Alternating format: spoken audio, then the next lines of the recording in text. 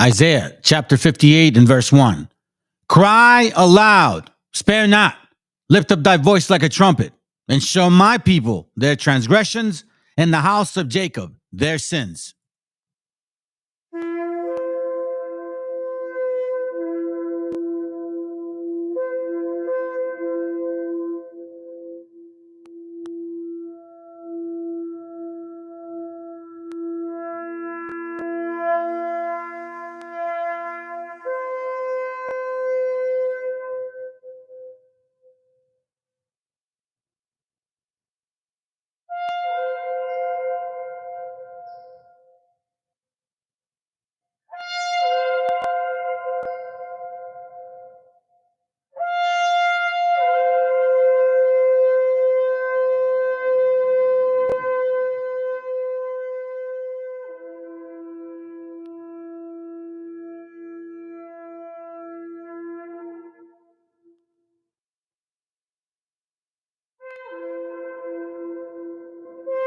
Copyright disclaimer.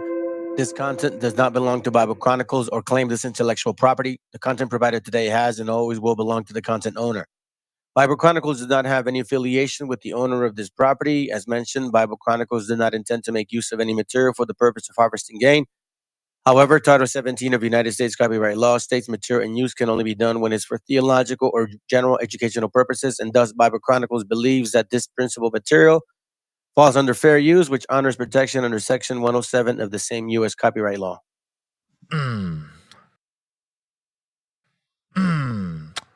Yeah. Kings. Yeah. Coming straight out of the Nile. I'ma tell you about a great big liar. Yeah, but Egyptians were not white. Them college niggas ain't right. Built the pyramid. Look at them lips. Look at them hips. That booty so round. You know that girl be brown. So you mean that we was like, whoa? We was kings and shit. Boy, you know that it is true. We was kings and shit. Nigga, what you gonna do? Ramses was black. Tutankhamun was black. Y'all know Cleo was black. Who made it into space? Nigga, that was the black race. You're welcome. They're covering it up in the books. Bunch of cracker-ass crooks. Tell it again. You can even go out of Egypt, find out who the real chosen people. Mozart, Beethoven, King George, Vikings. They was all black. We was kings and shit. Boy, you know that it is true. We was kings and shit. Nigga, what you gonna do? So what you're saying is like, but what you all talk about is, do you mean that we was like, what? Her ancestors, blood ran through us, the whole and battle, oppressing all yours. Just remember this one little thing. We was kings and shit, but you know that it is true. We was kings and shit. Nigga, what you gonna do? I don't even know what I'm saying no more, dude. Shit.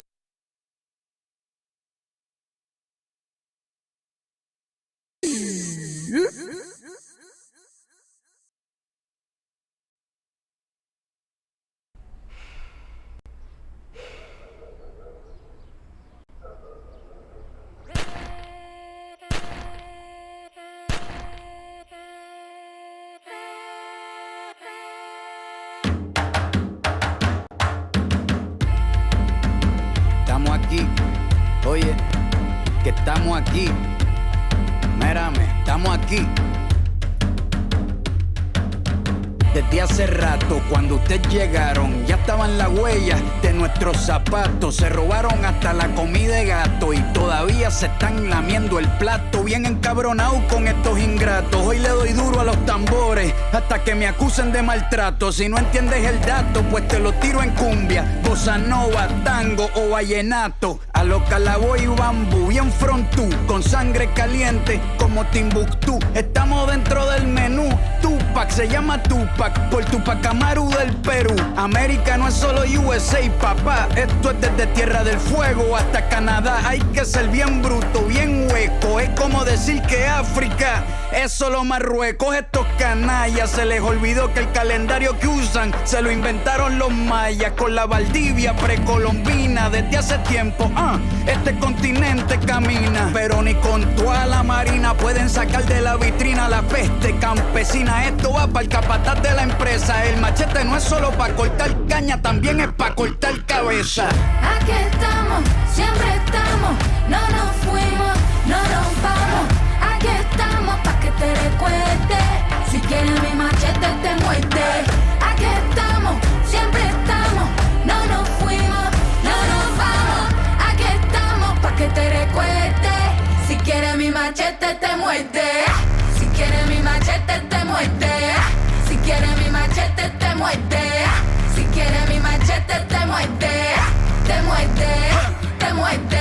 Los paramilitares, las guerrillas, los hijos del conflicto, las pandillas, las listas negras, los falsos positivos, los periodistas asesinados, los desaparecidos, los narcogobiernos, todos los que robaron, los que se manifiestan y los que se olvidaron, las persecuciones, los golpes de estado, el país en quiebra, los exiliados, el peso devaluado, el tráfico de droga, los carteles, las invasiones, los emigrantes sin papeles, 5 presidentes en 11 días, disparo a quemarropa por parte de la policía, más de 100 años de tortura, la nova trova cantando en plena dictadura. Somos la sangre que sopla la presión atmosférica. Gambino, mi hermano, esto sí es América.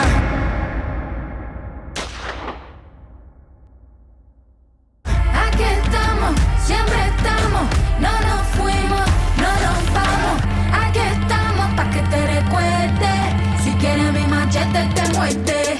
Aquí estamos, siempre estamos, no nos fuimos, no nos vamos.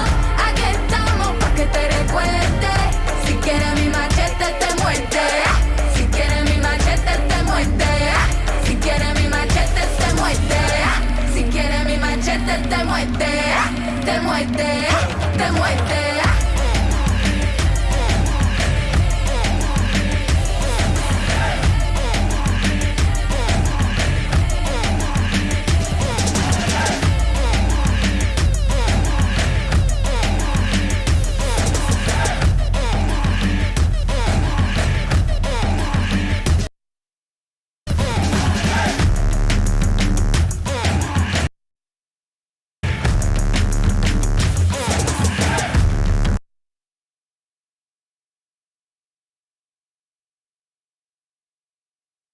Viene a decirnos con mucha firmeza y gran convencimiento lo mismo que decía en el siglo XVIII el barón de Holbach, un filósofo francés de alemán. Si nos remontamos al comienzo, entonces hallaremos la ignorancia y el temor crearon a los dioses. La fantasía, el entusiasmo, el engaño, los adornaron, los desfiguraron. La debilidad les rinde culto, la credulidad los conserva, la costumbre los respeta y la tiranía los apoya para que la ceguera de los hombres sirva a sus propios intereses.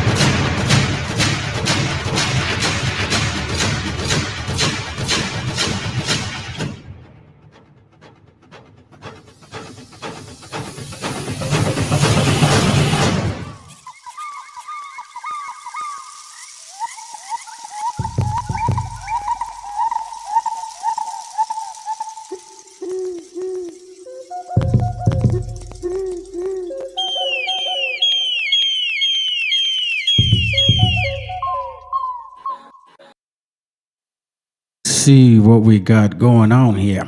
Let me check this out. I thought I do put that in, man. Why the hell does it do that all the time? Anyhow, ¿qué huele, mi gente? What up, man? Good to be here again. I wanted to do this in response. I had told you guys this yesterday. And, you know what I mean? So I got to do it. What up, my brother? Good to have you guys here today. BTC. Yep, 100%. It'll all be real. Hello, brothers. Hey, what up, Rich? How you doing, bro? Good to have you here. Yes, good to have you here, too. Good to have you here, too. Right. So just be mindful that we're pretty honest in this channel. We try to be at least as best as sincere and without any, what's the word? It's like, this isn't hate. These are just facts. Anyhow, I want to start with this real quick. Again, you know, I always try to do messages. I think our people need to know, need to be remembered. You guys saw the video that was played already on TikTok or from TikTok. This is the brother that did that TikTok meeting. So he's the one that's been doing these videos. So let's check it out again. I thought they brought a lot of good information.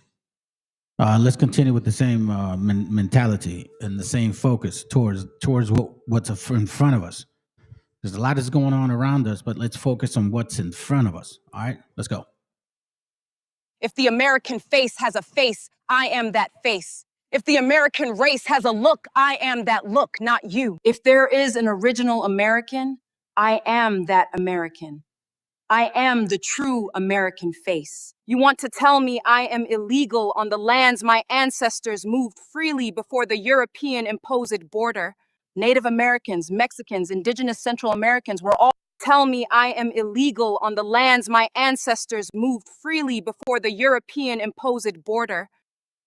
I rewound that for a reason, because you're going to see in the response, because I know he ain't gonna show. I don't think they do. There's too much on the table for them to answer, to like really step it up. Maybe you have random people that don't have a channel and they want to say some shit because they're not embarrassed by it when they're wrong. But people that have followers, they're doing it for a reason too. You know, it comes with money, man. That's the thing about YouTube. You don't think these huge subscribers have people donating? If they look, just multiply $2 by like 40,000 of his subscribers, and you'll understand what that means. Okay, possibly on a monthly basis. So now wrap your mind around that. Let's continue. Remember, the reason why I paused this also is because there's no separation of lands when we think of indigenous people. Like, I'm not talking of, oh, the North and the South, you guys had that space. No, I'm not saying when you're indigenous, you don't think like that. You're thinking of todo el continente. You get what I'm saying? And little Meow Meow, he's just isolating the states. That's it. That's all. He's isolating, and we're gonna hear how he's using politics, and then he's talking about benefits. And like, okay, so you're saying Edom was supposed to give you benefits because you called them Edom too? You know, I'm confused. So let's continue. Native Americans, Mexicans, Indigenous Central Americans were already here. We didn't cross an ocean to get here 500 years ago. The US, Canada, Mexico, and all nations in the Americas are colonial states built on the bones of my ancestors and before America existed. We call this land Turtle Island, Anahuac, or Abya-Yala. Even the name of the land is foreign, just like you. The face you hate, the face you call illegal alien. It autochthonous to this land, not your face. Now, obviously, the real huge envy behind this, at least this is what I believe, because that's what I believe. You know what I mean? I'm not expecting everybody to believe me. And that includes even our own kind, our own people. You know what I mean? I can't convince them. They need to be convinced themselves. That's just the way it is. But I did a class on the meaning of MESHIACHA, and I brought out a lot of information, and I also brought out a lot of similarities to how the Hebrew language sounds a lot like Nahuatl language, or like the Quechua, which was basically speaking that language, has a similar pronunciation to this name here. We see the word Jacob. I showed this from a book that I have. And you guys who have been following, you know exactly what I'm talking about. This name here. Strong's H3290. Yaakov. Yaakov. The root word is H6117. Strong's H6117. Akav. Akav. When you start looking at what that akav means, akab, you know, I mean, you have to wonder why. How is it that it's such a similar pronunciation and spelling, like how the Mayas would say Baal Akab, Lord Jacob. I did a class on that already. I believe this is why. Let me see if I can get the picture. I want to show you real quick. We also prove everything here. I may not always remember the name of the book. I apologize for that. But I will always show you examples. Because you can't just hear it. You got to see it too. So you see the word? Strong's H6117. Akav. Akav. To supplant, circumvent. All right, we're talking about Jacob. Okay. So check this out. This is from a book I have called Nexus. And here we see, oh, my bad, hidden Maya, the hidden language, Maya, okay? This is on page 6. If you really want to know the book, just shoot me a text or email and I'll tell you. It says here, this linguistic route seems a circuitous one. However, it is truly simple, and the sound versus meaning, rule of modern linguistics must still be firmly applied. It also must be remembered that the first Mayan transliterators were not philologists nor professional linguists. And you see what I'm saying? You see what it says? They weren't professionals at these things. So obviously, you got to take them for what it's worth. And as a result, many close but not perfect sounds emerge from their transliterations. Some meanings have been preserved, and in the course of centuries, some meanings have mutated or evolved, right? As in the case of Balaam, meaning jaguar, when in the Maya text, it is clear that it originally meant lords. Not Baal, my bad. My bad, family, for saying Baal. Balaam. Shit, what was I talking about? Balaam. Lords. So Balaam Akab. In the Shemitic, Ba'alim or Akab means Lord of Jacob. Oh, shit. Who are you? There's a deeper meaning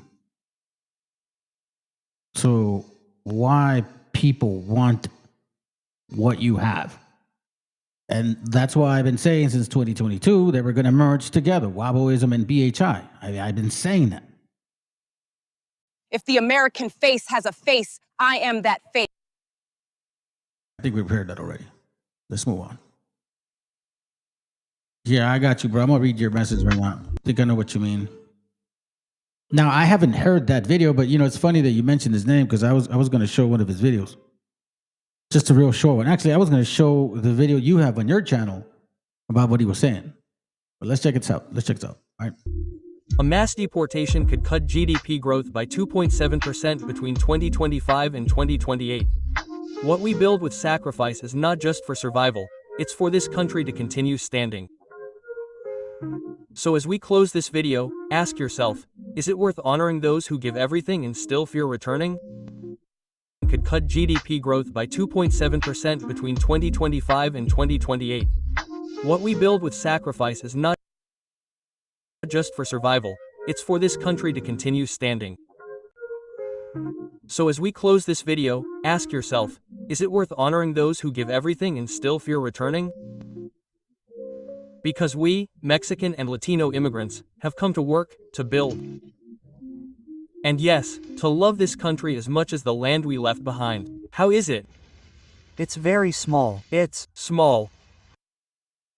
Hey man, listen, for you strangers or you haters that listen in, man, I have really good kids, man. They're very respectful, they're very loving, you know? Like I don't have problems with my kids. And obviously they fear the Lord.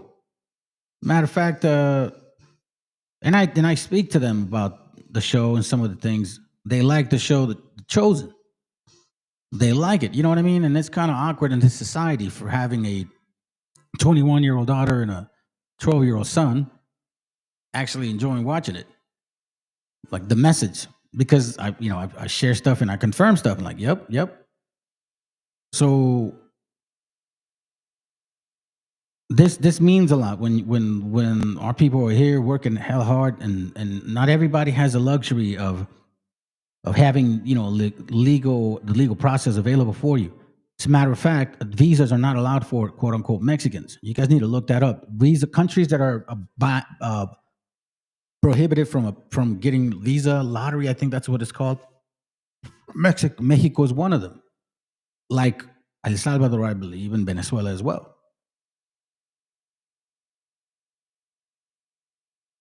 Wait, there's a point by me showing these videos, okay? Because we're gonna hear somebody say a lot of shit, a lot of dumb shit. It's because of its size or its drag. It touched. Or is dragged. Little. Hill. On the little hill. That's it, my friend. It's time to put the fun aside. This video is not for entertainment. It's a moment of truth. A moment to look straight at what almost no one wants to see. Today we're going to talk about the most ignored, hardest, most painful work. The work that sustains this country, but that no one recognizes. Today we're going to talk about the countryside, that place where fruits and vegetables are born, which feeds millions every day.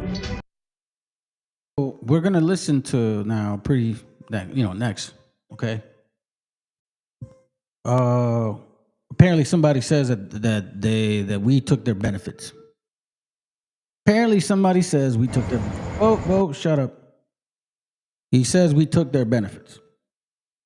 And they're the real Hebrews. And not only that, though, that they're the original natives of this land. You know what I'm saying?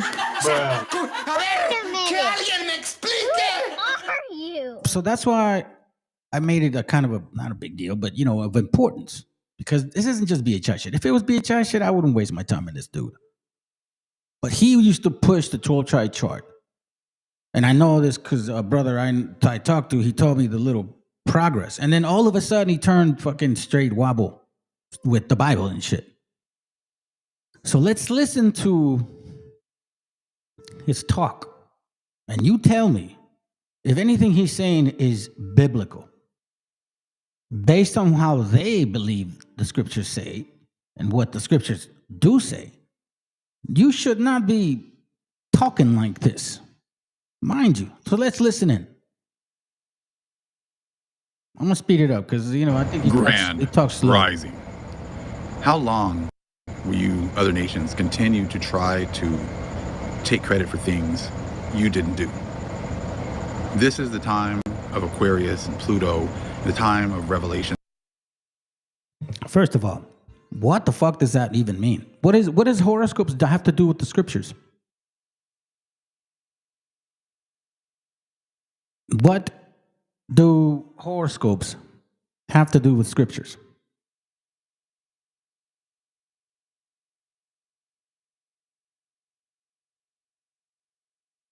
I would like to know if anybody can post me a verse. I thought I had mine available.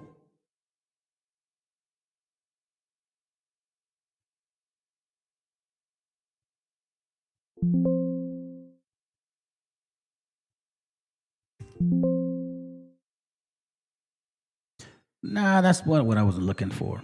Man, darn it. Anyhow, y'all know what I mean. I think it's in Deuteronomy, the one that I'm looking for, 12:12. So what are we talking about horoscopes? First of all, you're claiming to be a Jew. But that's not the point. Matter of fact, you know what? I'll let that slide. Listen to everything else he says. Okay, we're talking about a land here. Now, I've showed you guys, historically speaking, who the hell came, what they did, and how they did it. So help me understand now what we're talking about here, because not only do we know this, and this is from the book called The Promised Lands. Okay? And in this book on page 94, it says something very interesting. It says here, there had been rumors and indications among the peoples encountered of other natives of the islands who were fierce and warlike and who ate human flesh, but none of them appeared in persons on this first voyage. I did not find, Columbus writes, any bestial men among them, as some of us had expected. Now, keep in mind, fam, that Columbus had already sailed to Africa, and he understood that Portugal owned Africa, okay? You got to be mindful of these things. So if he showed up to a place where he saw people that looked like Africans, don't you think he would have said to himself, I think I'm still in Africa? How would you have distinguished them? No way. But let's continue. It says, I did not find, Columbus writes, a bestial man among them, as some of us had expected, but on the contrary, men of great deference and kindness. On the onset of the warlike multitudes was for another day. He says, neither are they black like Ethiopians. I mean, this page is from the Lost Tribes and Promised Land book. You guys always fucking flaunt this shit. Apparently, you don't read it. You don't read the pages. Neither are they black like Ethiopians. He goes on. Their hair is smooth and straight, for they do not dwell where the rays of the sun strike most vividly. This clearly was meant as reassurance to anyone who felt as he did, that black men tended to be more barbarous than whites of any condition. So, however you want to translate this, whether it sounds eugenics, yes, well, that's how they thought, right?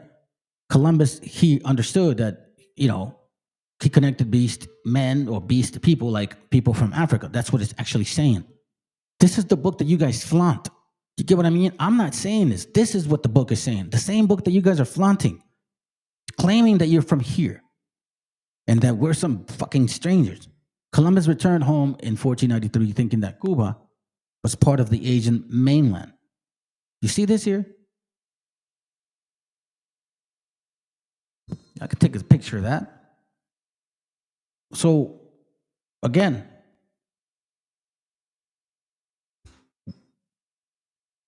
give me a second, fam.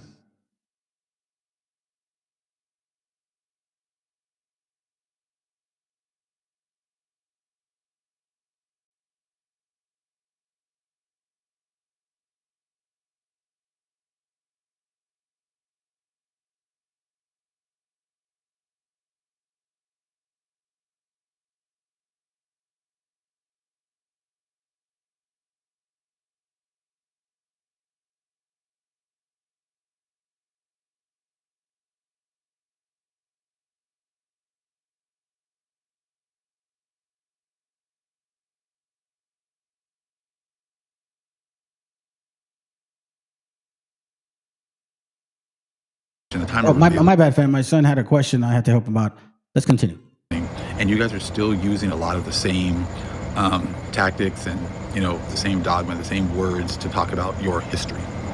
Now, you immigrants, now listen, none of you fought for any of these rights, any of these perks, any of these benefits. You were not here in the 1950s and 60s. You weren't here before that.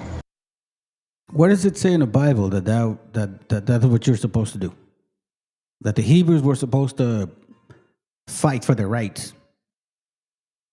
Anywhere in the old, in the new.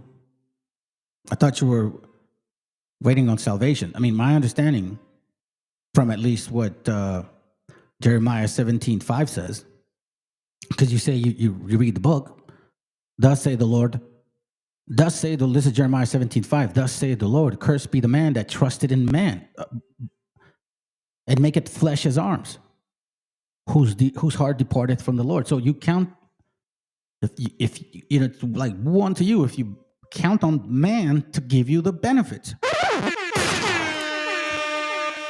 Let's continue. In the 30s and 20s and being treated as horribly as we were. So we were the ones who were fighting for our equal rights, right, and to be restored. But you guys came here, especially after 1965, for the last 60 years, and you have been receiving these benefits. And then you have all these stories about how you've overcome, how you've been overcomers, how you came up here with nothing, and you were able to, build yourselves up with these, having businesses and homes and things like that. Now, if it was so easy for you to do that, then how come you didn't do that in your country? How come so many of you guys? You see, remember the video that I was showing you earlier when we Indigenous talk about, like our people, we talk about all the lands.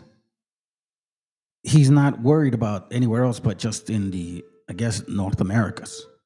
That's the mindset of these wobbles, for real. And at this, okay, so you believe you're Hebrew, that you're from here, but then you're talking about a government that supposedly failed you because we stole benefits? Let's continue. You guys had to come to this country in order to achieve these dreams. The reason you were able to achieve these dreams was because you had the help and the support of the benefits that we fought for, that were given to you. And all of you guys all seem to be on code and not admitting the fact that you received stolen benefits. You received benefits that were marked for us and given to you. They were taken away from us. Who is the person that was supposed to give you those benefits? Where does it say that in the Bible? Because all over the scriptures, it talks about don't make flesh, like don't trust on man. Especially, I mean, what is, we can go to the Messiah, it's like, give what Caesar to Caesar. Pay your taxes, but that's as far as it goes. What are we talking about here? Again, I'm pointing out ignorance, family. I'm pointing out ignorance. I mean, I can't, I don't know what if I tell him something, what's he going to answer? I don't know. So I'm just listening to dumb shit, and we're breaking it down because I don't think it's ignorance. I think it's just plain stupidity. You claim to be of the book. You're saying that you're some other nation that you're not. The reason you say that is because your history does not fit the Bible, which is why you're trying to force yourselves to be originals of this land. That's the fucking game. Listen, there you go, bro. I'm glad. I'll say it like this. The white man gives the benefits. And he's saying that the benefits that the white man, quote unquote, was supposed to give the benefits to him or to them, but no, somehow we stole those benefits from the quote unquote the white man. This is why it's just fucking all right. Let's continue. Us and given to you, and it's very easy now to see how this is all playing out. How all of you seem to be on code with not admitting the fact that you received stolen benefits. Check out this post. So right here, how did our parents move to a whole new country with no money and no English, yet still manage to build a whole new life? I'll tell you this right now. Step aside from the moment of what you are or what you believe in, okay? Don't even look at what these people look like. Just blur their face. You know what I'm saying? Just consider them as like Casper the goat, okay? Like don't even think of them as humans. Just read the message. Just read the message. How did our parents move to a whole new country with no money and no English, yet still manage to build a whole new life? Legends. You know what, quite frankly, that happens all the time in all kinds of places, in all kinds of countries, bro. And for people to do that, that's fucking amazing. You know what I mean? Because it takes a certain mindset to get through it. It takes us. Think about it. You show up. I mean, come on, fam. A lot of us grew up here. We don't know what that's like. So let's just look at it for that moment. But no, en contraire, mon frère, little meow meow, he took it further. He's like, fuck the Mexican flag, because that's really what it is. He didn't put no Puerto Rican flag up there, Cuban flag, Dominican flag. No offense to your my gente over there, you know what I'm saying, or no Salvadoreño flag, or no Peruano flag, or Brazil. He didn't put no other flag, nothing else. You know what I'm saying? But that. So here we see a man that hates you mexicas, because this is hate and envy. This is somebody that was not loved as a child. This is why I said to you when I played you that video that it was, you know, heartfelt, because, you know, I grew up in a decent home. You know, there was actions, there was problems. Nobody's perfect. Marriage is hard. It's hard as fuck. But, you know, you do what you can with what you know. And my parents did what they could with what they knew. I understand that now. But I was able to learn from it, and I've taught my kids as best as I can. And you know what? Thank that, plus the fact that God, the Most High, blessed me with the spirit of my children. I have good kids. Okay? So this home, I don't envy things. And here we see a combination of envy, confusion, and robbery, confabulation, bipolarism, serious problems in the mind. Because not only does he think he's a Hebrew, he thinks he's a Mexican. Seriously. Because he thinks he's from the original people here, like here in these lands. So that's basically saying that he thinks he's a Mexica or Maya or whatever he thinks he is. But he say, but definitely one thing, he's no African. That's what he says. Let's continue. Legends. Now, again, this is what you guys have been doing now for decades. Oh, we came here with nothing. And look at how we did it. If we did it, you black people, you should be able to do it. All the while, you've been hiding the fact that the reason you were able to do that here and not anywhere else was because you guys received benefits that were supposed to be for us. You received benefits that were promised to us and fought for by us. What I'm saying? So Rich right there, you know what I mean? Like, what are we talking about here? What are we talking about? What are we saying, bro? I mean, I thought you guys knew the Bible. Deuteronomy 28:1 says this: it shall come to pass that if thou shalt hearken diligently unto the voice of the Lord thy God, to observe and to do all his commandments, which I command thee this day, that the Lord thy God will set thee on high above all nations of the earth. So the only power that will be able to restore you as an Israelite is the Creator, not some government. So again, we see people claiming to be somebody they're not. Confabulation, bipolarism, mental disorder. This is time to call it out for what it fucking is. Let's be honest, family. This is the only people in the entire Americas that is claiming this shit. If you go to Mexico, Central, South America, they're not. Matter of fact, they're not even saying this in Africa, for God's sakes. You get what I mean?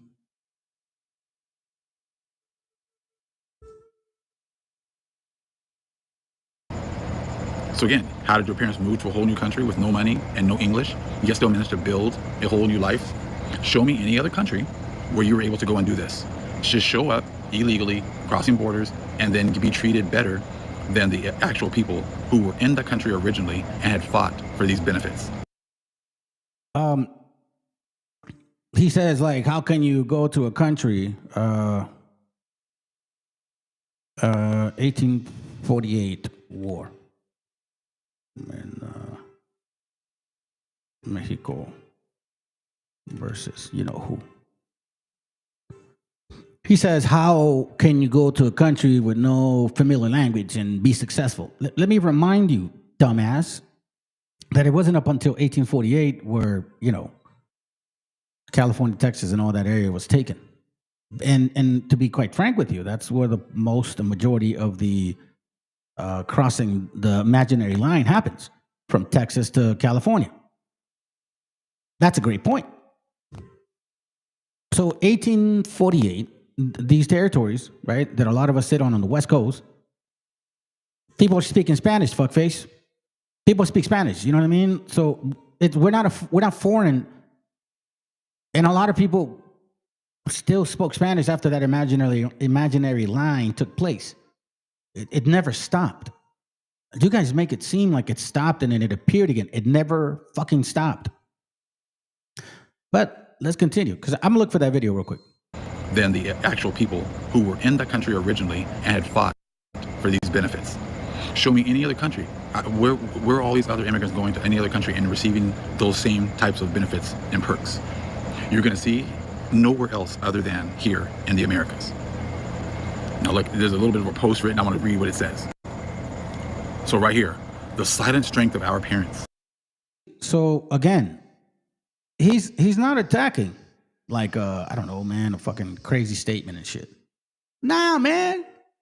This guy's attacking the, do you know? Oh, I know what it is. You know, when I started this channel, I knew that there wasn't a lot of people giving our gente that fire, that fucking love, that real talk with real fucking history. And I've always been this way since I was a child, man. I've always been fiery.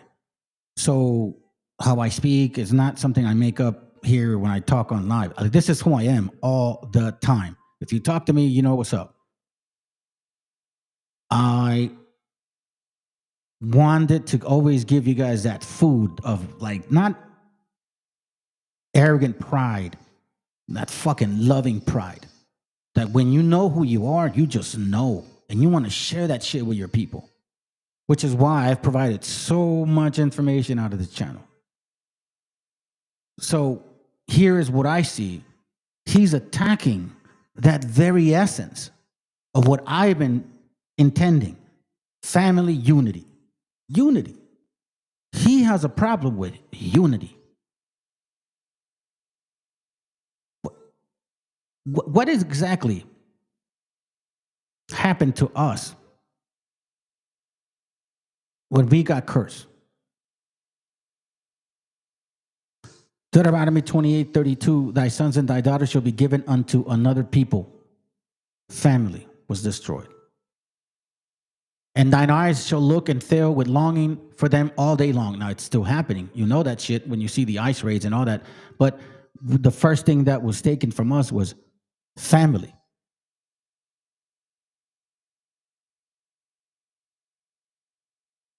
Now we see a Canaanite trying to do the same thing to our gente. Because our gente probably runs into these videos and hears it shit, right? They get offended by it. It's all good. Get stronger. This is encouragement, if anything. It shows the weakness of individuals. All I see is envy. Scriptures say, thou shalt not envy. Because especially if you're a Hebrew, why are you envying shit?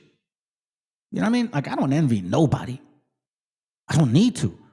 I don't need to be the biggest, tallest, strongest, bro. As long as I'm walking in the way of the Most High as best as I fucking can, that's good with me, bro.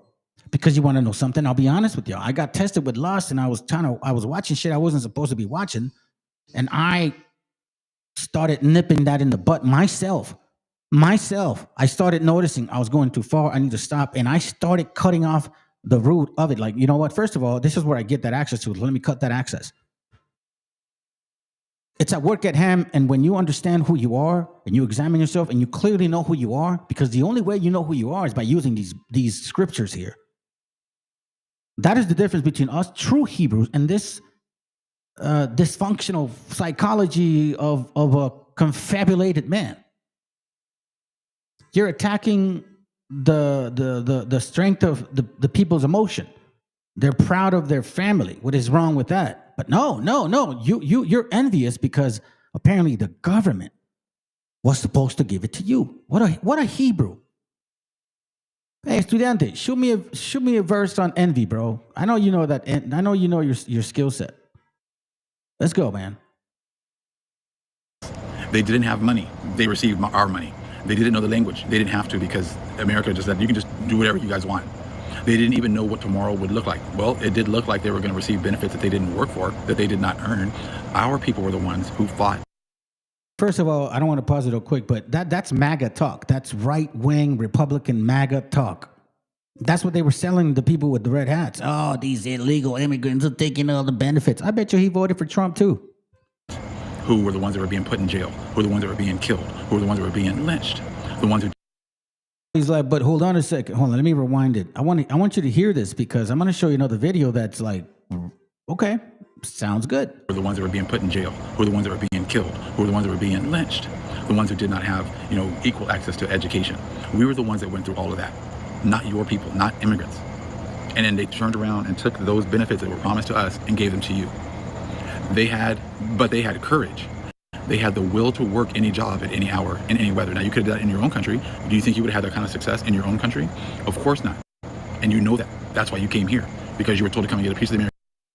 There is so much that I could say and take this conversation. Like, you could talk about the history of capitalism affecting other nations regarding their eating of resources.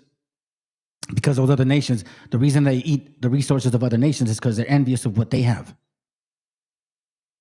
Proverbs 22:17, do not let your heart, your mind, envy sinners, but rather be zealous in fearing the Lord all the time. I like that one. Let me see what it says in this translation. Let me see, because it may be a good translation, but sometimes, man, they translate it kind of funky and shit. You know what I mean? But I like it. Proverbs 23:17. It says, let not thy heart envy sinners. Now, I'm going to tell you something real quick. This part right here is beautiful. Proverbs 15:16. Better is little with fear of the Lord than great treasures and troubleth therewith. Now, it's not saying always be poor. What it's saying is don't covet. If the Most High wants to give you that kind of wealth, then he'll understand that you don't have that covetous spirit. Like, he knows, if I give him this, he ain't going to be like, oh my God, look at me. Nah, bro, he understands it. That's why, I'm going to tell you this, bro. I do these classes and I don't like try to, my mind is not making merchandise off of y'all. It's because the Most High has helped me and my family. And, me, like any other raza, Hebrew, I'm going to work my ass off. And I'm trying to start, I've been trying to start my little business, and it's growing, finally growing. But you have to put work at it. You know what I mean? You can't just wake up one morning. You got to just stick to it.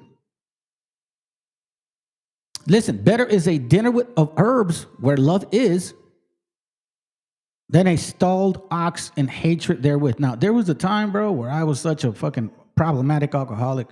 I was so afraid, I could make money in the real world. I'm very good at what I do in sales, right? And I was a top rep in every sales floor that I hit up. The one thing I was afraid of is wealth at that time, was because I was afraid of my ism at that time. I was like, man, if I get all that, I'm just going to get destroyed. All praises to the Most High that he's helped me with all those problems. And it says, better is a dinner of herbs where love is. You know why? Because, man, I love the fact that my family, I do have a loving family. For real. Man, we have a little, sometimes differences, not many, but we have a loving family. My kids are very close with each other. And it says, better is a dinner of herbs where love is than a stall ox and hatred wherewith. So if you get the benefits of wealth, it's because you ain't covetous and because you enjoying your family even more than anything before. Like, that shit don't matter to you. Money doesn't matter to you. I would suggest, if you have it, help as much as you can. Then it says, a wrathful man stirred up strife. See, and this is what's going on right now. A wrathful man stirred up strife, but he that is slow to anger appeareth strife. So he's stirring up strife. As you can see, this is not biblical. Nothing that he's saying is biblical at all. This is an emotional Canaanite. And I got this message because the brother said, man, this pissed me off. And you know what? Yeah, I can see that. But it should not. You need to get stronger and use this as encouragement. That means he's weakening in spirit. This is what it means. He is weakening in spirit. I told y'all what I was here for. To rip their spirit apart. That was my job. And I'm not afraid to say it, man. That's why my name, or at least I changed my name to Joshua or Yosheyahu, which, by the way, reminds me. And again, you can agree to disagree. It don't matter to me. Okay, it don't matter to me if you don't agree with what I share. I'm not here for you to like me, man, with all due respect. But let me read this to y'all. Los nombres propios de cada lenguaje no cambian a otros idiomas. El nombre del Salvador del mundo no es Jesucristo, ni Yeshua, ni Yahshua, ni Yahushua, ni Yahusha. Su nombre es, like what we see here, Yahushua Moshe Yah. Yahushua Moshe Yah. Like, now that's very hard to accept. But I'm not going to say, oh, because you don't know the name, you ain't going to find, salvation. Nah, bro, it ain't about, we have to have mercy with each other, man. We're all at a different walk, at a different path, at a different understanding. And that's, in case you don't know, that's what Paul was talking about, man. Throughout this here, through here, you could see, okay, so if you read this book, Acts, it's basically talking about this book, this book, this book, this book, this book, this book, this book. That's what it's basically saying. Acts is just an expansion or a deeper understanding of what happened to the Romans, the Corinthians, Galatians, Ephesians, Philippians, and Colossians, Thessalonians. That's technically what it's basically saying. And then you get Timothy, Titus, Philemon, Hebrews, like you start going further into it, but Acts is basically from here to here. And when you listen and start reading and you start noticing, he's talking about patience, which is exactly what the Most High, or at least the Spirit of the Most High, was telling Abraham. Abraham took 24 years to really get to this point. Genesis 17:1, and when Abraham was 99 years old and 9, the Lord appeared to Abram and said unto him, I am the Almighty God, walk before me and be thou perfect. And I will make a covenant between me and thee, and will multiply thee exceedingly. Abram fell on his face, and God talked with him, saying, as for me, behold, my covenant is with thee, and thou shalt be a father of many nations.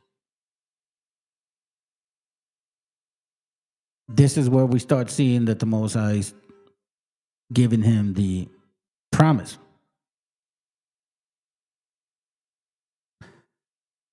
Genesis 17:11, and ye shall circumcise the flesh of your foreskin, and it shall be a token of the covenant between me and you. And he that is 8 days of old shall be circumcised. Remember, keep in mind that this does not happen to Abraham. Abraham was not born in the understanding because he was a Chaldean. Let me take you a little bit through history so you can see what I mean. Let me save this real quick.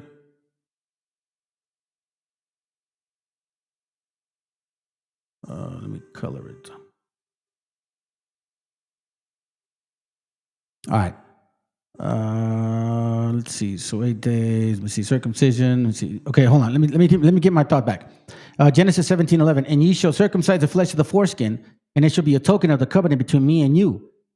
And he that is 8 days old shall be circumcised. Now, remember, keep in mind in the verse before, he says, like you need to circumcise yourself, right? But he was 99 years old, wasn't he? So he didn't get circumcised in 8 days. Why is that? Judith 5:7 says this, okay? So this is the story of a nation of people trying to cross a certain area. They're inquiring about the Hebrews. And this is what it says here. Judith 5:6. These people are descendants of Chaldeans. You see, the seed of Abraham is descendants of Chaldeans. And they sojourned here too before in Mesopotamia. You see what that says? So before they went to Mesopotamia, they were living in the Chaldees. Because they would not follow the gods of their fathers, which were in the land of Chaldea. You see? So before they went to Mesopotamia, which is not in Chaldea, right? They were kicked out. For they left the way of their ancestors and worshiped the God of heaven, the God whom they knew. Now, why does it say that? You see, if this wouldn't have been there, then you could take the scriptures anywhere now. But it didn't say that. It said the God whom they knew, meaning that Abraham was always of Shem. Abraham was always of Shem. Always of Shem. Always of Shem. Didn't change. So they cast out them out of the face of their God. So the people of Chaldea said, get the hell out of here, Abram and your family. And they fled into Mesopotamia and sojourned there many days. So now we're seeing that Abraham was born in idolatry. If you go back to Genesis, you can go back and trace the lineage of Abraham up until Phaleg, because that's what the division became. From Phaleg to Abraham, all the forefathers were idolaters. They were not keeping the commandments. That's a fact. So that's why in Genesis 17 and 11, okay, for all you confused Christmas Christians, that book wasn't open for you. Genesis 17:11, and you shall circumcise the flesh of your foreskin, and it shall be a token of the covenant between me and you, meaning forgiveness as well. Not only did it take 24 years for you to like understand what the Most High was telling you, Abram, but I mean, at that moment, then the agreement was like, all right, sounds good. You're ready now. And then from that moment on, start circumcising the children, 8 days old. So that's why when you see the New Testament and you hear these chapters, you hear Paul saying, Romans 4:1, what shall we say then that Abram, our father, as pertaining to the flesh, has found? If Abram were justified by works, because you can't, he wasn't keeping the commandments, he had whereof to glory, but not before God. But what say the scriptures? Abram believed God, and it was counted unto him for righteousness. So Abraham believed first. Now to him that worketh in the rewards not reckoned of grace, but of debt. So the point being is this. Why do you think Paul talked about Abraham constantly? Telling the people that were not given that opportunity to repent as Hebrews, living in a cursed world, a confused mind, a state of Gentiles, so to speak. When you look back at who you are, this shit is nonsense. To me, this is showing a weak spirit in disguise, full of envy. You brothers and sisters should be fucking happy that you are those people that I'm talking about. Let's go. American dream. They said, pretty much you were told to come and get a piece of the dream that was promised to the Negroes, and you were going to be able to get that for yourself. But don't tell anybody. We'll just say that you worked hard for it and you never received any help. Okay? It says they had the heart to put food on the table, even if it meant going without for themselves. So you're trying to say they received money for food, they received money for housing, they received free education. So again, these are the same things you could have done in your own country, but you came here because you received benefits that were promised to us. They crossed borders, not just for a better life, but so we could dream bigger than they ever could. Again, you crossed borders and came over here and received, you were able to achieve these dreams again because all these people saying that they came and fucking conquered and took land and did all this shit. No, man, they just said, their parents came over here and started working and, maybe got them a little house. A box made out of wood, drywall, and some shingles and shit. Oh, and some, metal or plastic plumbing and some, rugs. That's a box. I don't think these people fucking became millionaires, man. But like I said, the envy is obvious. Because these were things that were promised to us that we fought for, that we didn't receive, but you did. And this goes for all immigrants that have come over here. They turned empty pockets into full plates. Yeah, you came here and you got benefits. They turned fear into opportunity. Yeah, you came over here and you got the opportunity that was promised to us. You got jobs that were promised to us. Okay, once again, fam, what are we talking about here? Oh, hold on, Sid. Good to have you here, by the way. Let me go up the ladder. What up? What's you doing? Matter of fact, let me get that verse, bro. Good to have you, dude. Get that verse. Proverbs 17:3, you have it as fire tests the purity of silver and gold, but the Lord tests the heart. Yep. The fining pot is for silver and the furnace for gold. You see, this is interesting. The fining pot, meaning there's levels to this spirit. See, there are certain spirits that can only go this far, the fining pot. But then there are spirits that can go that far. Now, I'm going to remind you that neither one of these should make you feel any better. Because you could be at the end of the path and then all of a sudden you come short. Those are facts. It's a good scripture, man. Good to have you, sis. I think I said it, but forgive me if I didn't. Good to have you, brother.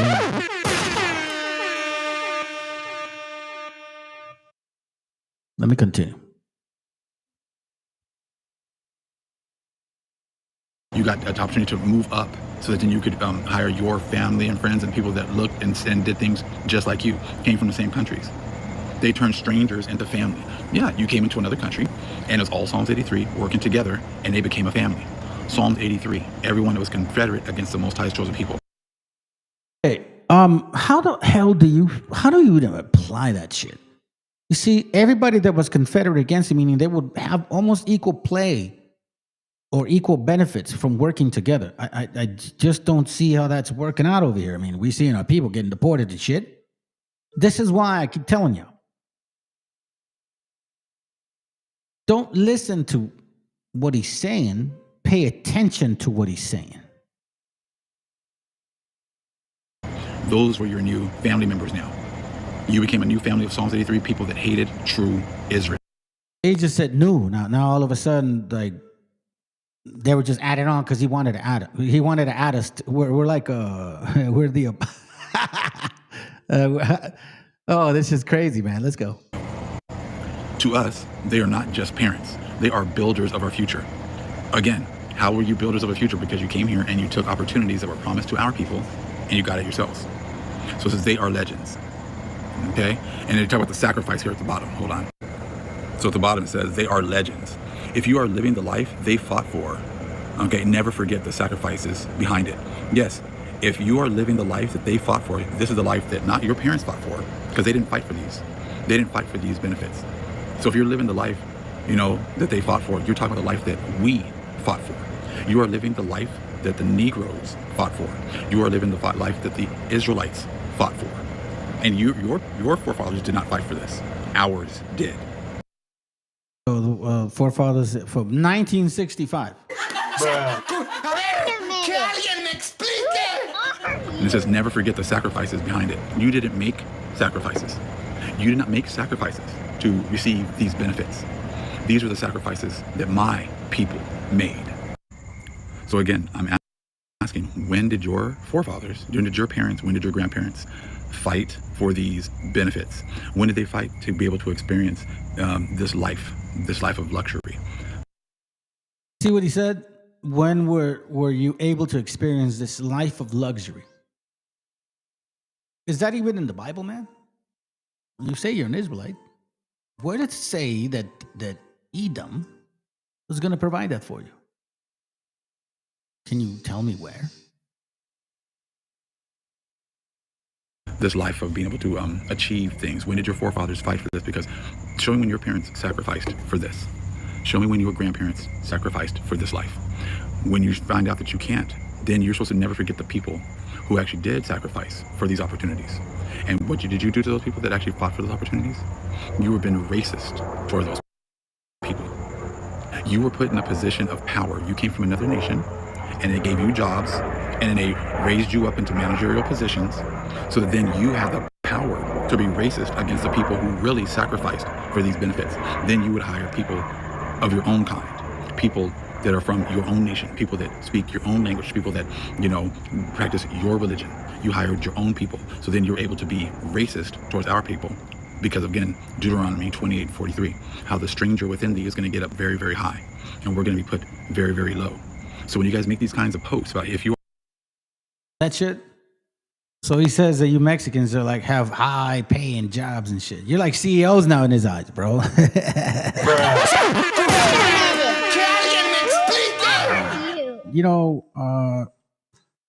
I need to share this now. And as a matter of fact, let me show this video first. Thank you, brother, for reminding me. And then we'll show the other one. Freaking OG bringing you that hidden truth, because LeBron James and Jesse Jackson will not give it to you like this, you see. Mr. Spook Lee will never make movies about this, and I wonder why. So I'm here learning about the Buffalo Soldiers, Geronimo, and the Wounded Knee. By the way, for some people here that think that I have an issue with like specifically Ethiopians, I think you got me wrong, man. You know what I'm saying? I just want to say that. Because this brother here he's from Ethiopia. Now I haven't chatted with him in a while, but it's just weird that you just don't understand what I'm saying. Let's go. Massacre. And I must say, the more I learn about these Black Americans and their history, the more I understand why things are happening the way they are now in the USA. Just look at the type of things these people were doing to the Native Americans, all the while crying about, the Black Wall Street Massacre, the Rosewood Massacre, boo-hoo-hoo, But look at the nonsense they were doing to the Native Americans. They will not tell you that these Black Americans massacred over 200 innocent men, women, and children for absolutely no reason. And they are here proud afterwards. To make matters even worse, these Black Americans have the nerve to claim to be the Native Americans in year 2023. What these Black Americans did to the natives is equivalent to going up to a person that you see choking, and then you sneak up behind them and you proceed to strangle them. You see, that is pure evil right there. And there's no way you can get out of this. You cannot play the blame the white man card on this at all. You see?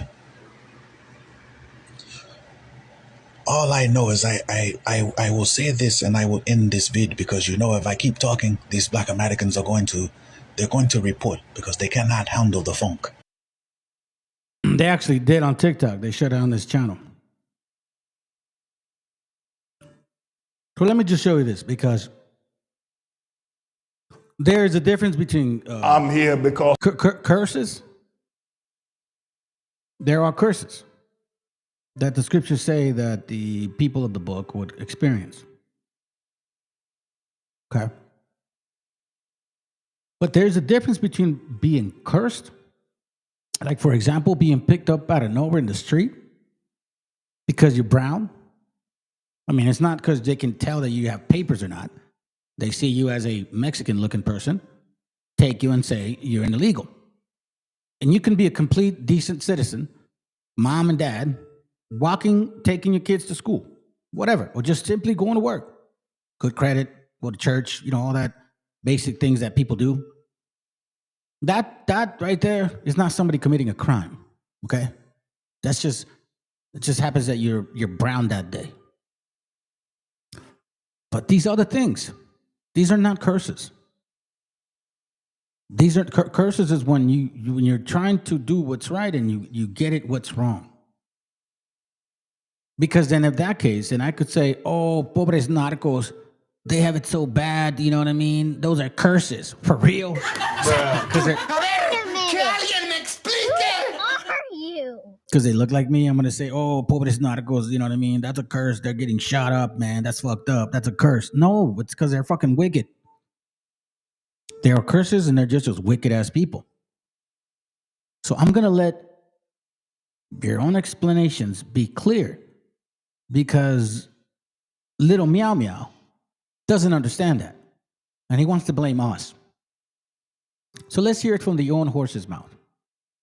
I am a roaring lion crying out righteousness.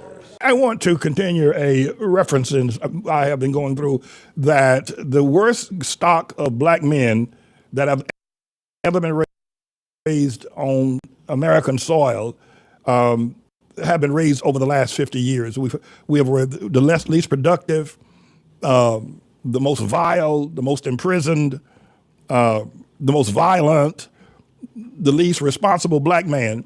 We've been here since 1619, allegedly, to some of the people that keep track of the first coming to America by black people in terms of slavery. But even in slavery, I mean, we were able to raise Nat Turner and Frederick Douglass. You can say what you want about them. And I do want to say that his daddy was white and his daddy were white too. Just want to say that. And those are facts. Y'all can look it up. In terms of post-slavery and, you know, if you will, abolitionists and post-abolitionists. But the worst case, the worst crop of black men ever have been raised over the last 50 years. And if you know a black man who's between the age right now of 1 and 50, he is a part of the worst generation of black men that have ever walked upright on American soil. Hear that? I didn't say that. Their own gente said that. So when you have little meow meow complaining about family accomplishments, that's it. Just a family posting about their accomplishments. I mean, any family could do that. I don't fucking have a problem with that shit. How is that stealing from me? The scriptures say Israelites should not be depending on man, like for them to save you. It's very clear. It says it right there. Even I think Lamentation says that shit. So what are we talking about? My benefits? Was it Lamentations? I think. Let me see it. Let's see. What's it? This one? Yeah. Lamentation 4:17. As for us, our eyes as yet failed, for our vain help in our watching. We have watched for a nation that could not save us. So what the fuck are you talking about? Are people illegals stealing benefits? Scriptures say, why are you counting on benefits? You should be counting on him. But again, I digress. He's the least protective of his family. He is the poorest. He is the most homeless. He is the most imprisoned. His sons have been shot down and killed. He has been shot down and killed. He has been raised by his mother, who doesn't know how to raise a man. His father has perpetuated the situation, and his mother still looking for somebody to love her, looking for a man. So this is actually a great point. Matter of fact, I'm going to show you something real quick. It's a great point. It's a great point because he says that if you know anybody between the age of 1 or 50, that more likely they got a problem. That he seems to fit that bill. I think it's 60, to be honest with you. You know what I'm saying? 60 at least. Like there's a blend in, you know, somewhere in between, but hold on a second. Where are you at? Here. Because this is entity right here. What is wrong with this message? Of the dream. What is wrong with this message? They didn't have money. They didn't know the language. They didn't even know what tomorrow would look like. But they had courage. They had the will to work in any job or at any hour, in any weather. They had the heart to put food on the table, even if it meant going out without food for themselves.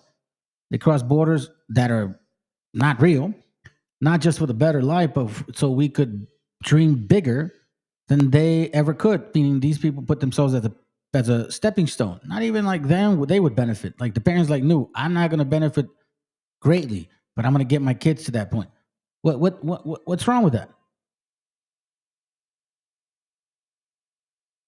So here we see you got no love. And you want to know something? He's confirming it.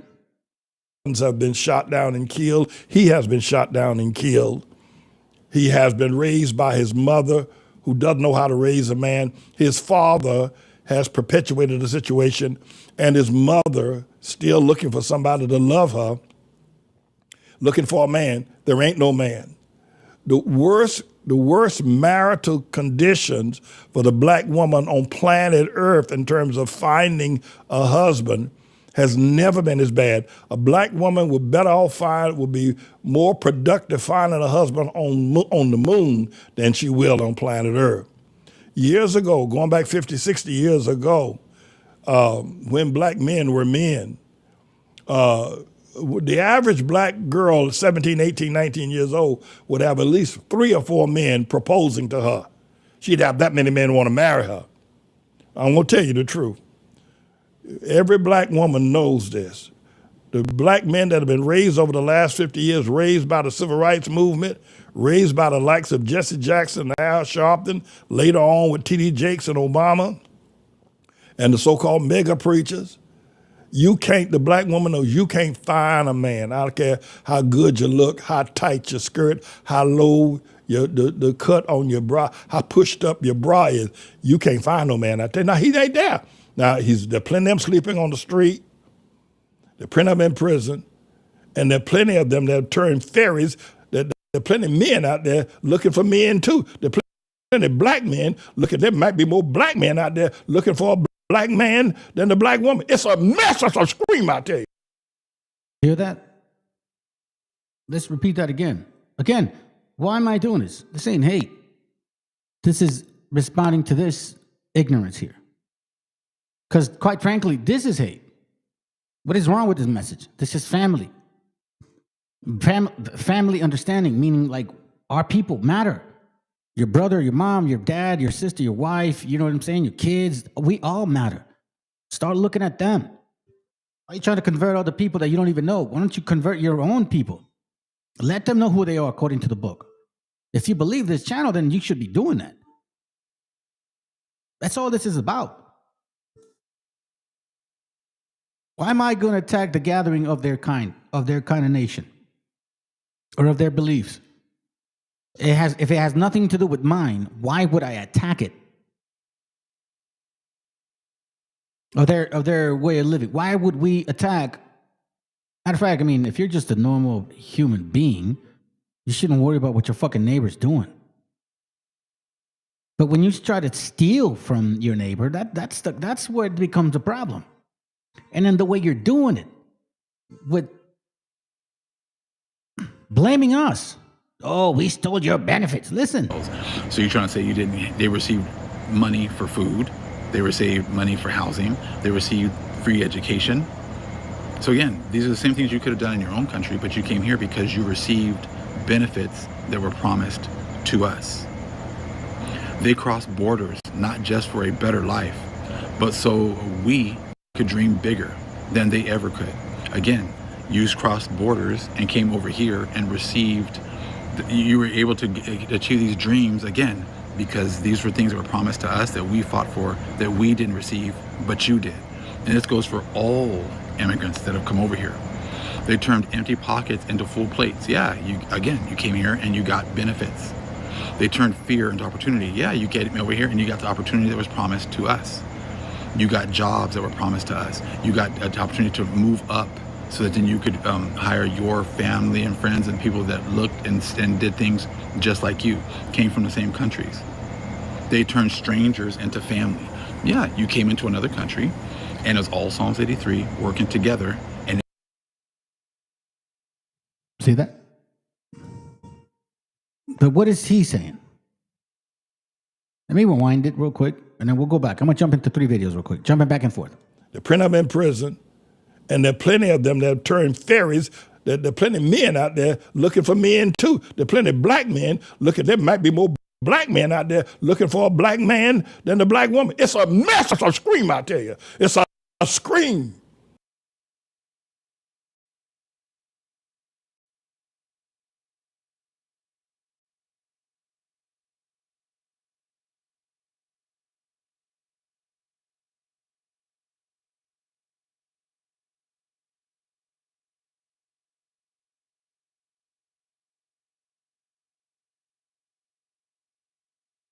Let me see if I can show you. He's not lying, fam. All right, so he's not lying. Listen up, because listen. This is crazy. This is crazy shit. He said, it's hard to find a man, yada yada yada yada, and it's like, but there's more men looking for more men.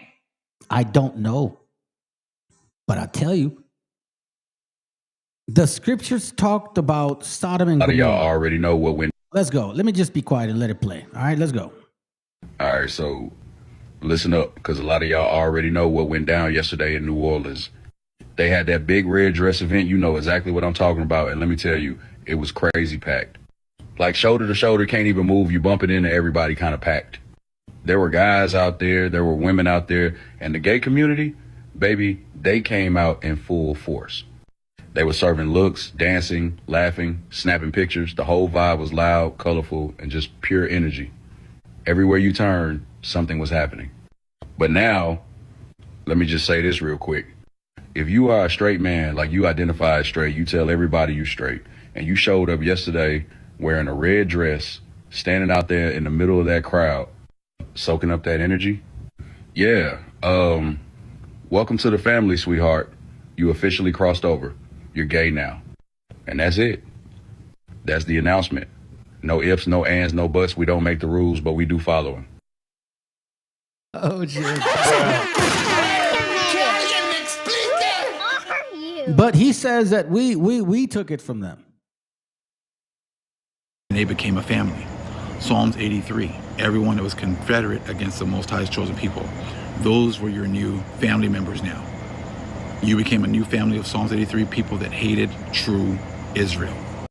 Remember in the scriptures it talks about Lot, you know, still praying for Sodom. He's like, bruh, you shouldn't destroy them. You know what I mean? I mean, not Sodom, not Lot, Abraham. I'm talking about Lot. My bad. Let's see.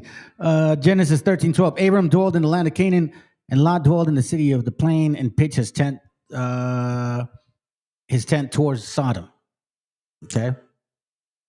Let me see if I can get to that scripture. Where are you at? Okay, so this is where it's interesting. So Genesis 19:1 says, and there came two angels to Sodom even at even, and Lot sat in the gate of Sodom. And Lot, seeing them, rose up and met them. And he bowed himself with his face towards the ground.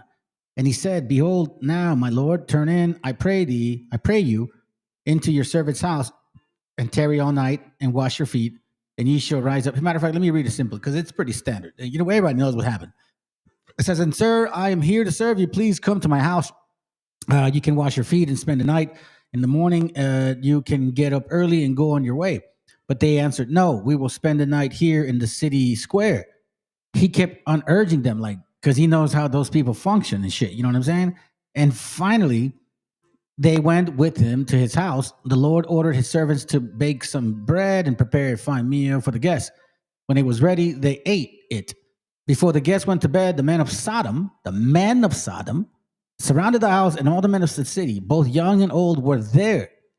All the men of the city.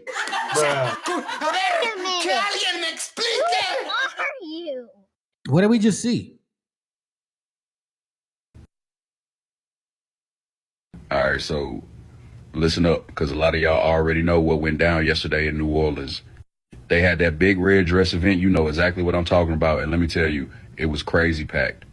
Like shoulder to shoulder, can't even move. You bumping into everybody kind of packed. There were guys out there, there were women out there, and the gay community, baby, they came out in full force. They were serving looks, dancing, laughing, snapping pictures. The whole vibe was loud, colorful, and just pure energy. Everywhere you turn, something was happening. But now, let me just say this real quick. If you are a straight man, like you identify as straight, you tell everybody you straight, and you showed up yesterday wearing a red dress, standing out there in the middle of that crowd, soaking up that energy, yeah, welcome to the family, sweetheart. You officially crossed over. You're gay now. And that's it. That's the announcement. No ifs, no ands, no buts. We don't make the rules, but we do follow them. I mean, seriously, it takes a lot to fucking get in there, bro. First of all, it takes a lot for you to do that. But let's continue, because it's not my fault. You asked for attention, and I'm going to give it to you.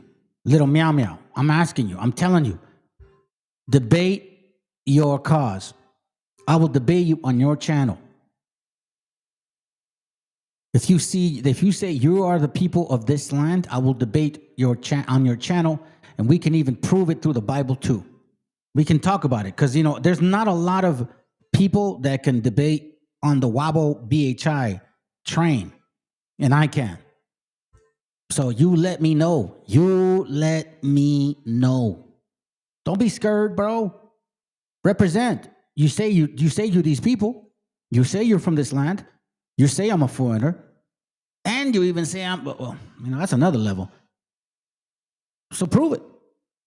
Ain't the black woman knows you can't find a man. I don't care how good you look, how tight your skirt, how low the cut on your bra, how pushed up your bra is. You can't find no man out there. Now, he ain't there. Now, there are plenty of them sleeping on the street.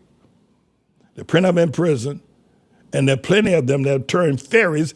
There are plenty of men out there looking for men, too. There are plenty of black men looking. There might be more black men out there looking for a black man than the black woman. It's a mess. It's a scream out there.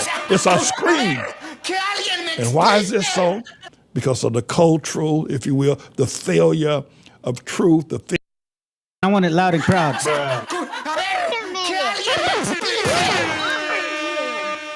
What's going on with Canaan, dog? Hey, look, man. It's not my fault. These are facts.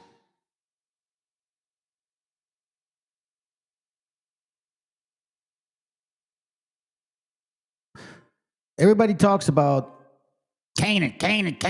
You know what I mean? The land of Canaan. That was not the land of Canaan. Wisdom of Solomon, chapter 12, verse 1, it says, "For thine incorruptible spirit is in all things." You see, that's the first thing it says. For thine incorruptible spirit is in all things, especially in the land. Therefore, chastiseth thou them by little and little that offend, and warneth them by putting them in remembrance wherein they have offended. So here we're talking about the land of, that belongs to the Israelites. Give me a second.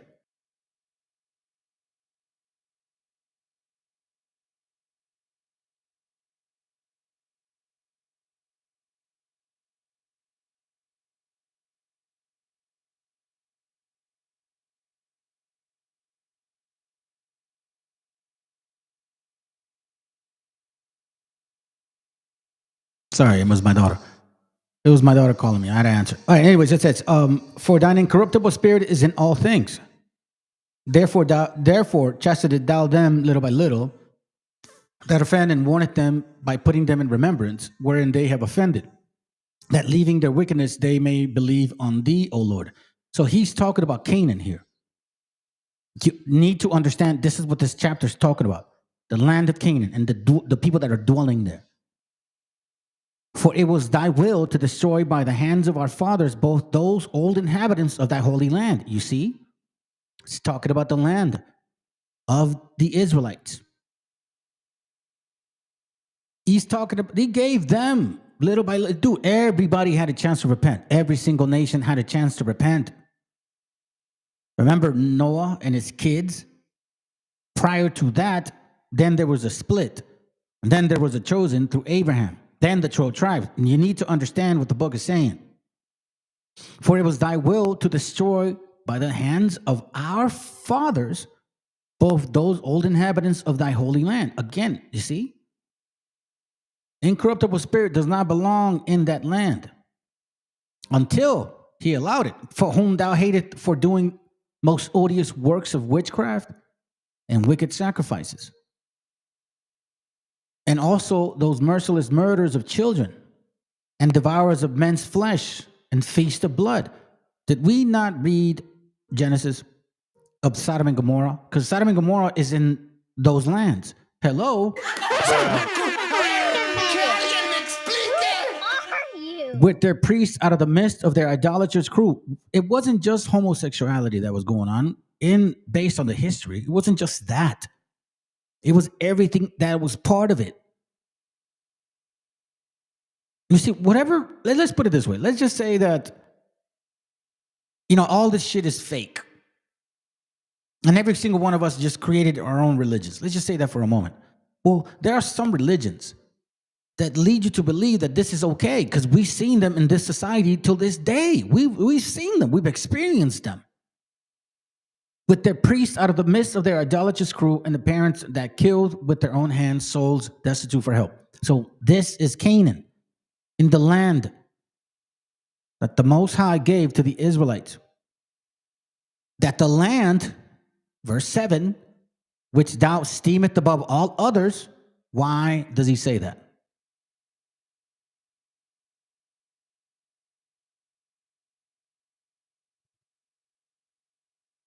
me see if I can find it.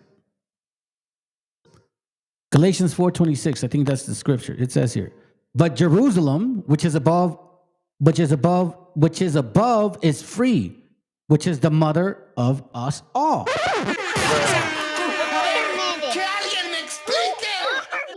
You see? Wisdom of Solomon 2:07.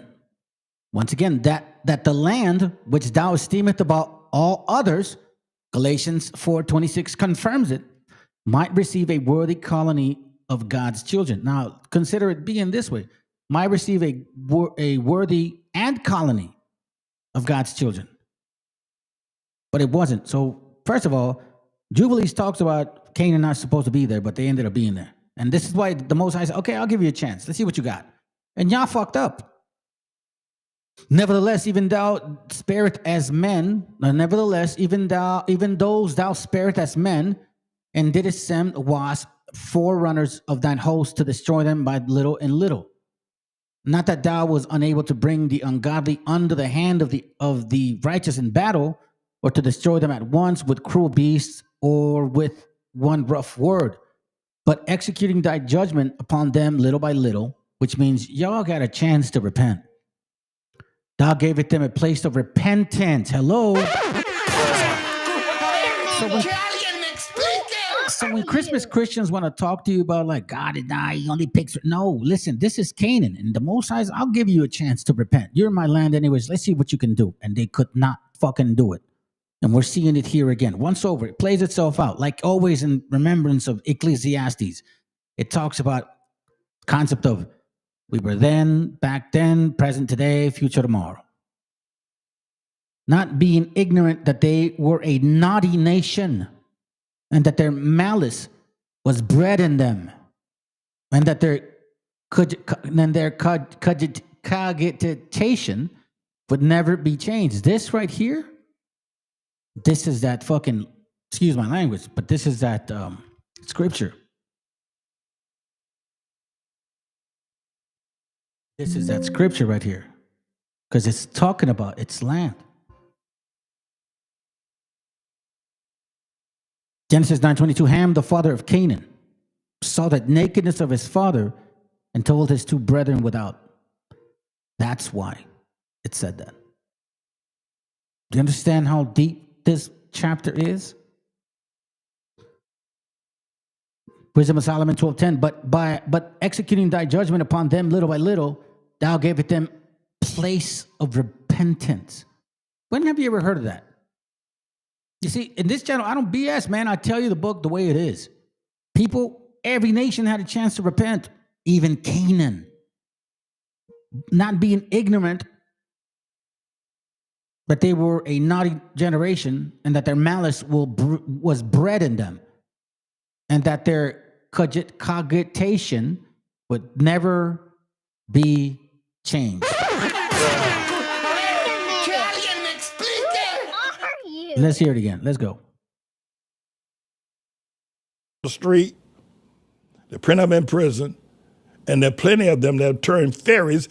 There are plenty of men out there looking for men too. There are plenty of black men looking. There might be more black men out there looking for a black man than the black woman. It's a mess. It's a scream, I tell you. It's a scream. And why is this so?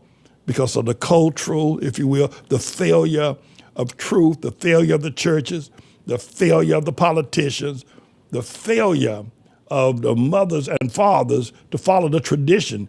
When that civil rights movement hit, that Dr. King movement hit, black people went buck wow. I mean, they went buck wow. After Shirley Chisholm and Adam Clayton Powell, they went buck wow. Crazy liberals, if you will, giving up and expecting the government to do everything for them, hating white folk and marching up and down, burning down buildings like they're starting fires. I mean, the black family went buck wow. They think I'm crazy because I keep telling you, but look at where you are. Are you a black woman? I don't care how good looking you are, you long hair and long legs and a nice fanny and a protruding breast. You can't, ain't no black man out there. The black man you're looking at is looking at the black man in the next cubby in the office. He's looking at the man too. It's a scream. The worst condition on planet Earth. There's never been a time when the black family have been so destroyed. And this is the reason being is when you lift up somebody like that Barack Hussein, the long-legged Mac Daddy Obama, I mean, even Ray Charles could see that man was funny than a $3 bill. And he wasn't even black, raised up in Hawaii as a surfer and spent the first 9 years of his life in Indonesia being raised by a tranny who had cut off his junk. And Obama was in the house with that tranny day in and day out when he was 9, 10, 11, 12 years old with that tranny. You call that your first black president? You sickos, you black people. You sick. You know, okay, so he'll go find a black man. Black children ain't got no fathers. And then I try to talk to the mothers. He's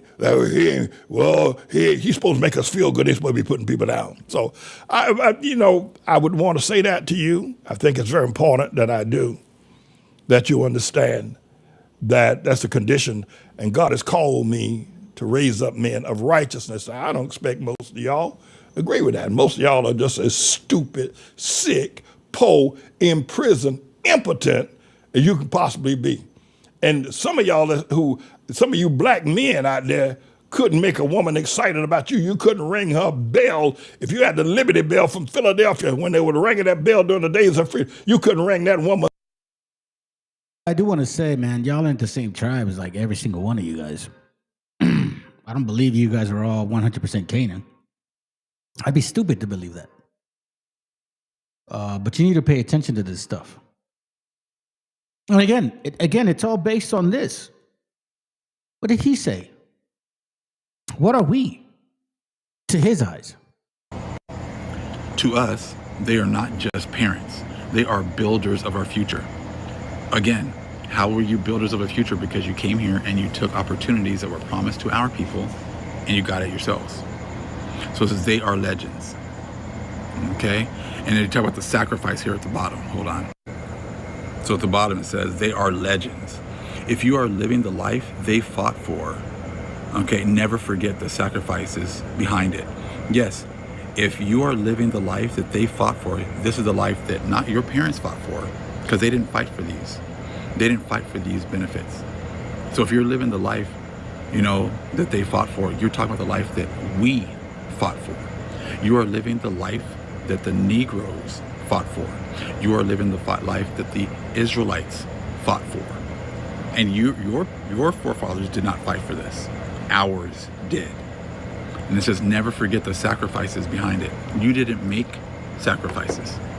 You did not make sacrifices to receive these benefits. These are the sacrifices that my people made. So again, I'm asking, when did your forefathers, when did your parents, when did your grandparents fight for these benefits? When did they fight to be able to experience this life of luxury, this life of being able to achieve things? When did your forefathers fight for this? Because show me when your parents sacrificed for this. Show me when your grandparents sacrificed for this life. You get a feel for what is going on, my friends? You get a feel for what the fuck are we dealing with? Look, man, I wouldn't be bothering with this dude because he don't mean shit to me. You can tell knowledge-wise, I will fucking crush him. But it's the people that get a chance to hear him. Because I heard of him by a brother that sent it to me. It bothered him. So let's remind him that it ain't us. It's if there's a curse that you're dealing with, I think we're showing you the curse of Canaan, not of Israel. Because the curses are currently happening right now. I don't see, I do see them now in DC, but that's another topic. Let's continue. Bell, because there ain't nothing inside of you to ring no woman's bell. It's a mess, I tell you. Talking about Obama, your first black president. That's Sylvester Houston down there in Houston is your mayor. You ain't got nothing? Can't do nothing. Ain't got no money. Broke. Talking about Al Sharpton is a great leader. What a bunch of sickos y'all are. So you don't like Pastor Man, is that right? well, he ain't for the black man. He know I sure ain't for y'all. God knows I ain't. Lord have mercy. And anybody that's for you done lost their mind. But I will say this, that I am calling men to righteousness. You come to this ministry, you have to come in, sit down, take 2 or 3 years, just sit down and listen. Don't come in there talking that. No, that is a good fucking. Hey man, I'm gonna give him props on that. Hold on a second. I think this is very smart. I think this is great.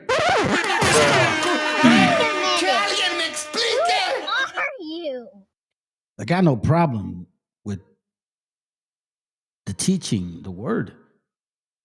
It's the way. Look, listen to what he says. We'll say this, that I am calling men to righteousness. You come to this ministry, you have to come in, sit down, take 2 or 3 years, just sit down and listen. Don't come in there See? I told brothers, bro, the first 2, 3 years or 4, just sit down and shut the fuck up.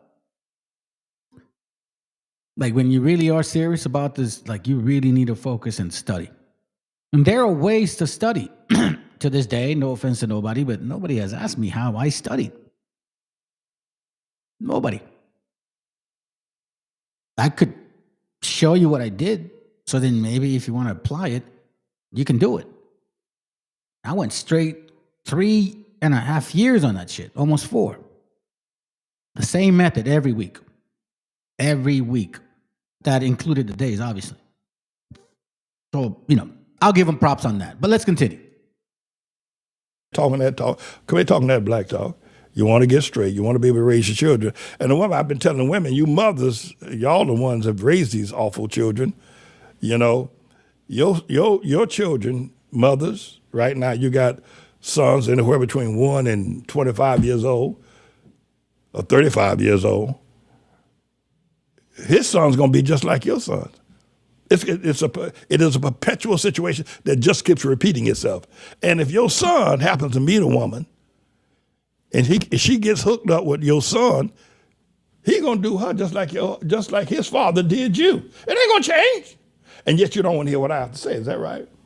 You're gonna go to T.D. Jakes, who set the woman loose, and I told y'all T.D. Jakes said to the woman inside of him, "Woman, thou art loose." And he pulled that woman out of him. T.D. Jakes, right? Pulled that woman out of Eddie Long, out of Will Smith. All right, so you get the message. I figured I'll let it go a little bit longer. But let's not forget what we're talking about here. Like we didn't force you guys to go through this shit. Like we didn't force you guys to do this. This wasn't our problem. So well, hold listen on, up, because a lot of hold on, let me just y'all already know what went down. No, let me just shut you up for a little bit. I think I ran into a video where what's his name? Umar Johnson, I think. That he's blaming this problem to white folks. I ran into a video that actually he said that shit. That's the white man trying to infiltrate. Then I'm like, nobody forces you to be gay, dude. You know what I'm saying? Like nobody forces you to be gay. Which you do the shit you want to do, fine. But nobody forces you to be.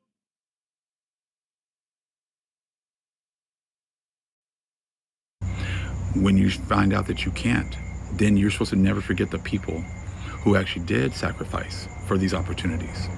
And what did you do to those people that actually fought for those opportunities? You were being racist toward those people.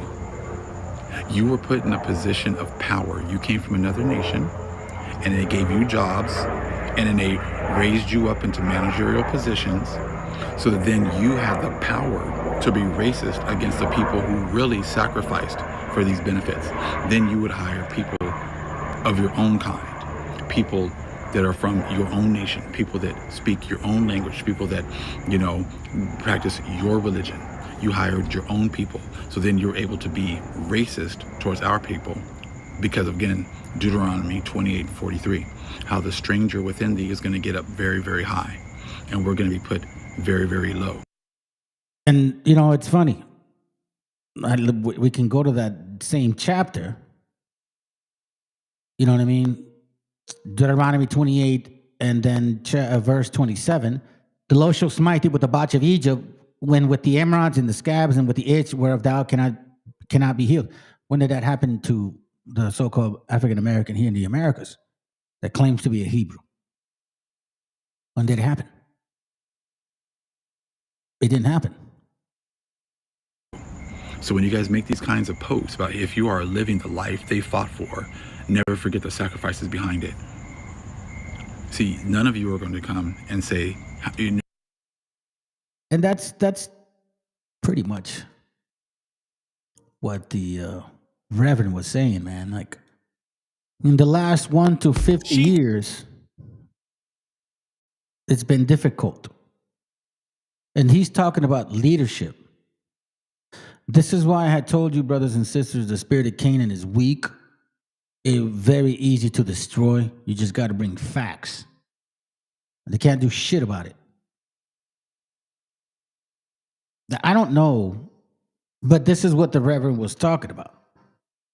Because the only way that your daughters would do something like this is because you're either not around, the mom's not good, or you're just a piece of shit dad. And regardless of what the fuck you look like, bro, like, this happens to our people too. Raza, what the fuck, bro? Take care of the fucking family, man. Because I've seen this in a lot of different shades of color. But today, I'm answering to little Meow Meow, because he's blaming us for all the problems. Thought she could steal and walk away. Trying to sneak out of the supermarket with stolen items hidden in her bag, she arrogantly yelled at the security who confronted her, acting as if she was innocent. Even when the security tried to stop her, she refused to admit it, arguing with them, knocking over items in the store, and even punching one of the guards as they tried to block her.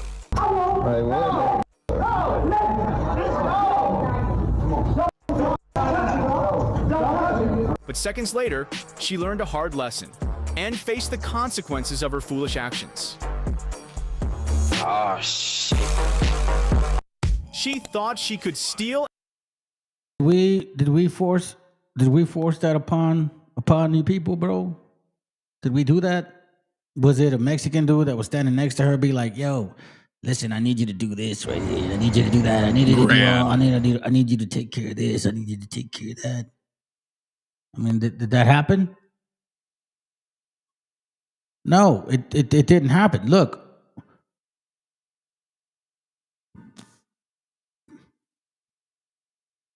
And I'm going to show you something. He's not wrong, bro. He's trying to lift up his people. I understand that shit. But don't blame us. This is not a problem. Don't blame us. This is a problem. Because we're not doing this. You're saying, oh, these Mexicans. Because you showed the flag, bro. Like, straight up attack Raza to the fullest. You even attacked Raza's family's personal message or statement. For some reason, that bothered you so much. Bro, you've been neglected since you were a child. So, are you going to blame this on us too? So now oh no, we can't do that. No, you just gotta find somewhere else to park. Who the is you talking to? You feel me? Like, who the is you talking to for real, even talking like that? Like, that be the and that's what make a motherfucker be wanting to get into it with y'all, because y'all ain't got no respect. What's up, bro? What's up? Hell no.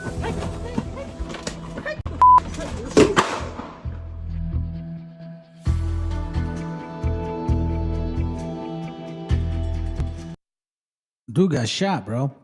Thank you, sis, for sending that. Kevin Watson was reportedly visiting his cousin's job site when he got into his car in the parking lot to begin his live stream for friends and family. Was that our fault? Little Meow Meow? Did we cause this because we came here illegally?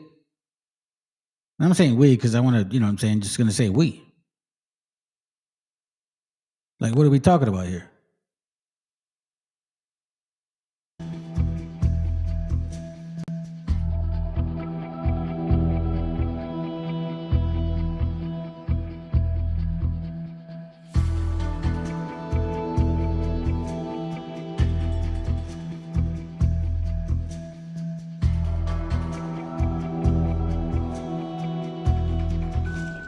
What's up? Hell no.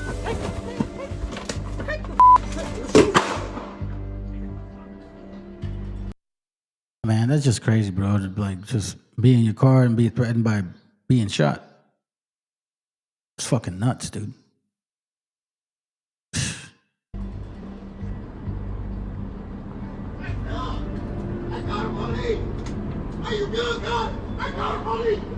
They calling them now, bro. See, this thing happened live, man. That's crazy. Again, I'm trying to determine what you're talking about. What did we take from you? What did we take from you?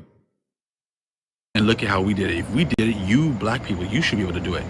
All the while, you've been hiding the fact that the reason you were able to do that here and not anywhere else was because you guys received benefits that were supposed to be for us. You received benefits that were promised to us and fought for by us.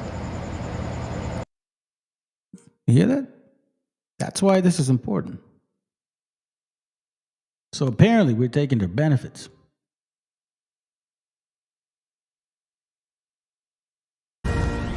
Well, it is being called a coordinated attack and kind of like an ambush. That is what happened in Cincinnati, a detective describing last weekend's violent street brawl.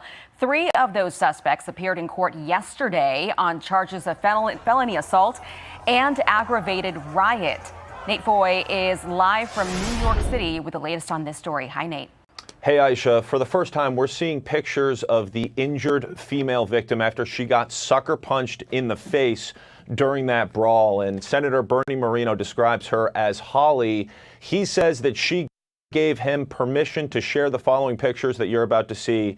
And I warn you, they are disturbing. So take a look here. Holly's recovering from a concussion and various facial injuries.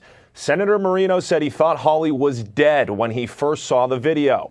Now take another look here. She gets knocked out by a man in the middle of the fight. What started the fight is still unknown, but Cincinnati Councilwoman Victoria Parks appeared to blame the victims, commenting on a Facebook video, quote, "They begged for that beatdown. I am grateful for the whole story." Now, we've reached out to the councilwoman for comment. So far, she hasn't responded, but according to local reports, she stands by those comments.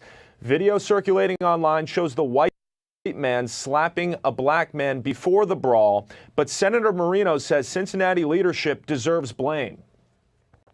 They're down 200 police officers. The police chief blames social media. The city council person blamed the victim. The mayor went to a misfit mayor's conference and then took a vacation to Canada. Hasn't been back in town since then. This is a total travesty. So 3 of the 5 suspects, as you mentioned, Aisha, appeared in court yesterday. They're charged with assault and aggravated rioting. Ohio Governor Mike DeWine announced last night that state troopers... I want to know, little meow meow. Let me close these right here. I want to know, little meow meow. Did we trigger that? Did we trigger that? Did our message of our people being legends trigger that?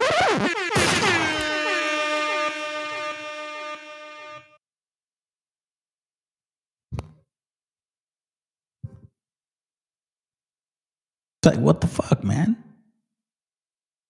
I don't even know what sometimes to believe, bro. Like I'll give you an example. I found this video and it was interesting to me, man. It was interesting to me. There, we talk about the difference between this is, you know, a so-called African American, and he is in a way it basically is defending him. So before you go and hate other people, why don't you fucking check your own? What's up, buddy? Give me a second.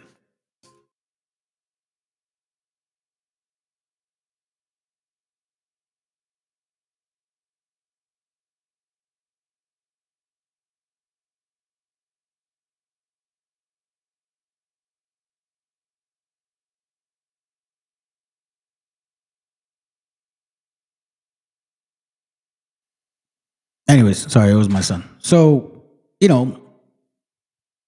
before you go and try to worry about the neighbors and shit, why don't you worry about your own home? I mean, look what he's accepting. To be brutal honesty, it's like, look, these black people are really struggling, and they're turning into these maniacs. It seems like they don't do anything right. They're obnoxious, they're rude, they're inconsiderate, aggressive, cruel. And, look, nobody hates black people for being black. If there are people like that, I think that's exceedingly rare. And I don't consider myself one of them. The reason that people have negative attitudes about black people is because most people's interactions with black people are negative. Now, I will say, as a black man, I believe. Now you get the gist of who he is now. Okay. And we hear this guy always talk shit. Like, I'm not siding with him, but you should clean your own house. You know what I'm saying? Like, you should clean your own house, man, because this guy let him rant for like a bit. Look, check it. Most people's interactions with black people is when you're stuck in traffic and you see a Nissan Altima speeding down the shoulder. And you say, what? You're not supposed to do that. If everybody did that, it would just be another lane. And, not everybody can do that. But it's like these people have no respect for decorum. They think the rules don't apply. I'm someone that is obsessed with the body cam footages, code blue. I mean, bro, like, before you go and attack other people, man, you got to clean your own house, homie. You got to clean your own house, homie. You know what I'm saying? Like, I'm trying to wake our people up because, like, we do fit all of these stories and everything that's beyond that shit. I don't have to go strictly on the curses, man. I could do something else all day on that.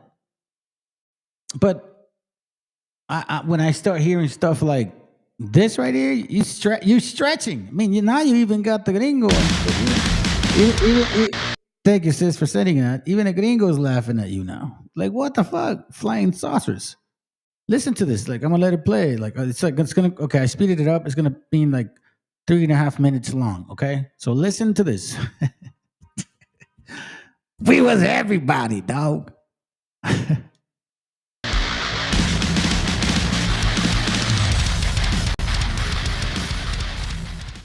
There's that other thing I wanted to get to. Oh, here's this is our black, I get to the black people toward the end of the show and the beginning and most of the middle. Here's some black, it just says black dude talks about creating everything. And this is, again, I feel bad sometimes. I'm a very empathetic person, mind you. And when I see people that are really ill, just mental, I feel bad. I wonder what it's like to have to go through life with that kind of mental illness. And there is a mental illness that is going on. It's this feeling that you have to pump yourself up constantly because you feel so inadequate. And I think a lot of black people, women especially, but black men too, they just look around the world, they see what's gone on, they see what the African person's place is in the world, and they feel a little down on themselves. Yeah. So every so often they got to go and just pump themselves up with some bullshit diatribe on social media. So here's a black guy talking about the wonders of black people. So-called black people, non-ether beings. We are an extraterrestrial race. We created everything on this planet, including the human species. We are the original Native Americans. We are the original Kemites, aka Egyptians. Termites? We are the Moors. We are the Hebrews. We are the original Chinese. We are the original Japanese.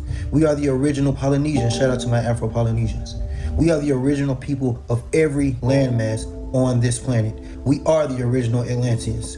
And this is why they do not want you to know your history. Atlantis. This is why whenever we talk about our history, it goes against guidelines. This is why whenever we talk about our history, every other group of people feel the need to join into our discussion. We don't care about who they are. We don't care about what they do, but they sure do care about what we do and who we are. It's because they don't want you to know that you are God. You created them and all the plants, all the oceans, all the animals. Remember who you are. Peace to the gods. If you create a Hold on, I gotta say it though, dog. Peace to the gods. Oh, let me just say it real quick. That's right. Oh, that's gonna hurt! Fuck that puto. And let me remind you. Hold on. Oh shit, I missed it. ¡Viva México, cabrones!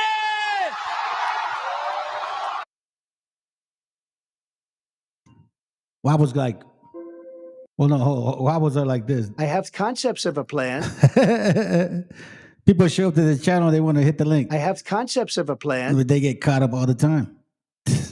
Let's continue though, man. That shit is, look, let's hear it again. I don't think you should forget. Remember what the point of this class is. Now you got a gringo like, yo, I caught this shit. Now remember, he said he's everybody. He's native. You know, we're talking about native shit, right? But now we see a gringo like, what the fuck? Let's go. Let's dig deep in this, bro. I'm telling you, this is why the scriptures do not lie. And I'm talking about those spirits that resonate to what I'm saying on the good and on the bad level. Meaning when I'm reading these things and you're watching and it bothers you, it's because this is you. Wisdom of Solomon 12 is about Canaan, when they were in the land that they were not supposed to be in. This is talking about you. And the Most High gave you a chance. Gave you a chance to remember. Gave you a chance to repent. Repentance. Seriously. This is not a joke. The book says we all had a chance. However, Wisdom of Solomon 12:11, for it was a cursed seed from the beginning. Canaan, when he, looking to his daddy's nalgas and shit.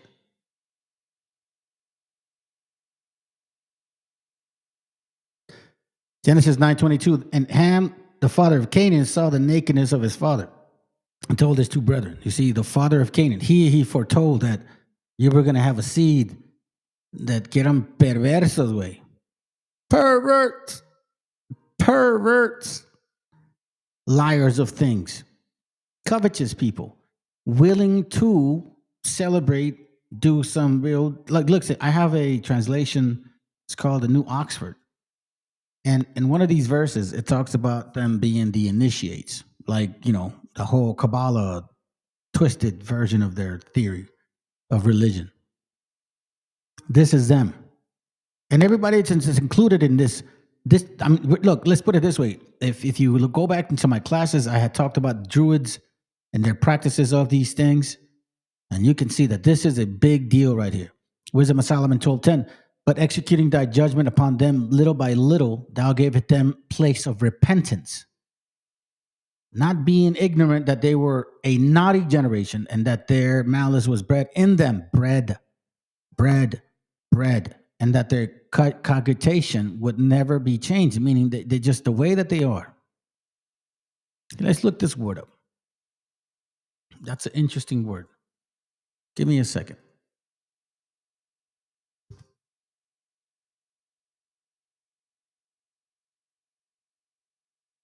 That their cogitation would never change. Look.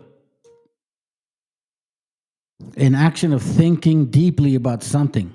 Contemplation. Oh, you see that? That their malice was bred in them, and that their way of thinking, their mindset, right? Look, I'll even show you. That their cogitation would never change, right? Their way of thinking, thought process. You know what I'm saying? How they would consider it. I'm not lying. These are what the books say. You judge me based on what you feel. I judge you based on what I know, based on the book and what I believe who I am. You want to take my heritage? Come take it. And I'm showing you who we are. With some bullshit diatribe on social media. So here's a black guy talking about the wonders of black people. So-called black people, non-ether beings. We are an extraterrestrial race. We created everything on this planet, including the human species.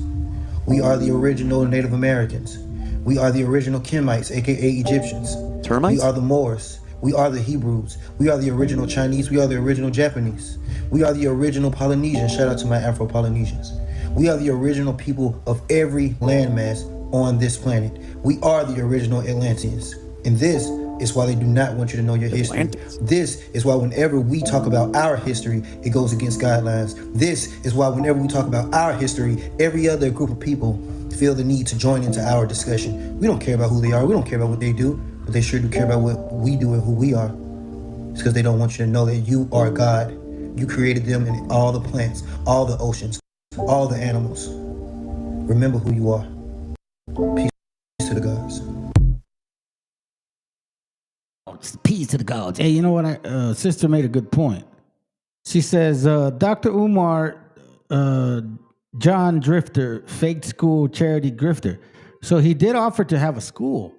So I think what happened is he fed them the idea that they were going to major in some understanding, and then he just left them like right there in the picture part in the beginning pages of the book that he never fucking finished. It's crazy. Let's go. If you created all the oceans and you're the first Atlantans, don't you think they'd be able to swim? If you're from Atlanta. Oh, no. Don't forget. No. They think this shit is real. Look. I'm telling you, family, man. Like, I catch yo veo todo, hermanos. Like, all praises to the Most High that he lets me see shit that's weird. Look. I was like, what the whole empire is done. Why did this come to me? Why did this come to me? It was weird. So look what they're saying. Atlantis. The whole empire is done. Atlantis is Atlanta. Look. Let's go. The whole empire is done.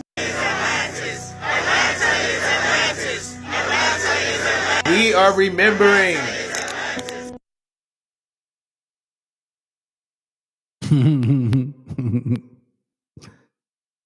So what he's saying is not a joke. If you created all the oceans and you're the first Atlantans, don't you think they'd be able to swim? If you're from Atlantis, I think swimming is kind of right up there on top of the list. So, you know, but imagine having to be like that. Imagine having to think that about yourself, this ultra grandiose delusion of inflated self-worth. And it's a mental illness. And it's caused by just this horrible feeling of inadequacy that a lot of people in these communities have. You know, look around. Yeah, it's like, oh, what's Elon Musk doing? That's kind of cool. He's building electric cars and rockets to space. Yeah. Look at these white computer engineers. What happened at Apple? You know, the iPhone. Oh, that white. And I saying a bunch of them. Oh, they know the white guys. We invented some shit. Yeah, whatever. It doesn't matter. No importa, wey. It doesn't matter, dog. Let me see what time it is. Oh, shit. Let me hurry up, man. Because, you know what I'm saying? Like, I think okay, is this the link? Hold on, Vente. I'm trying to finish real quick. Oh, all right. So, I don't want to go there, dude, because this is crazy. And I'm not trying to, like, stick around that long. Hold on a second. Let me see if this is it. Oh, here it goes. So your own leader is saying this. Your own leader is giving up on you. Ezekiel 28:17. Good looking out, girl. Brother. Your heart was filled with pride because of all your beauty. Your wisdom was corrupted by your love of splendor.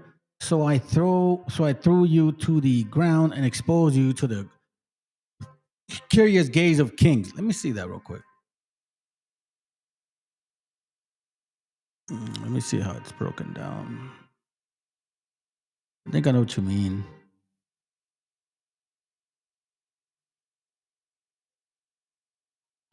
Yeah, this is the lament over the kings of Tyre. Basically Phoenicia. Yep. Let's continue. This is interesting, man. Hold on a second. I'm not advocating any religion. I'm not ever saying we're all Hebrews, we're all Muslims, we're all Moors. I'm not saying none of that. You have to go look into your personal genealogy, your personal life, and your nature. If you You know, you feel like you're more and you relate to what Joel is saying. You might be a Moabite, Canaanite, just like Lex Vortex is calling himself a Canaanite. Maybe that is his nature. I'm not gonna fight that with him.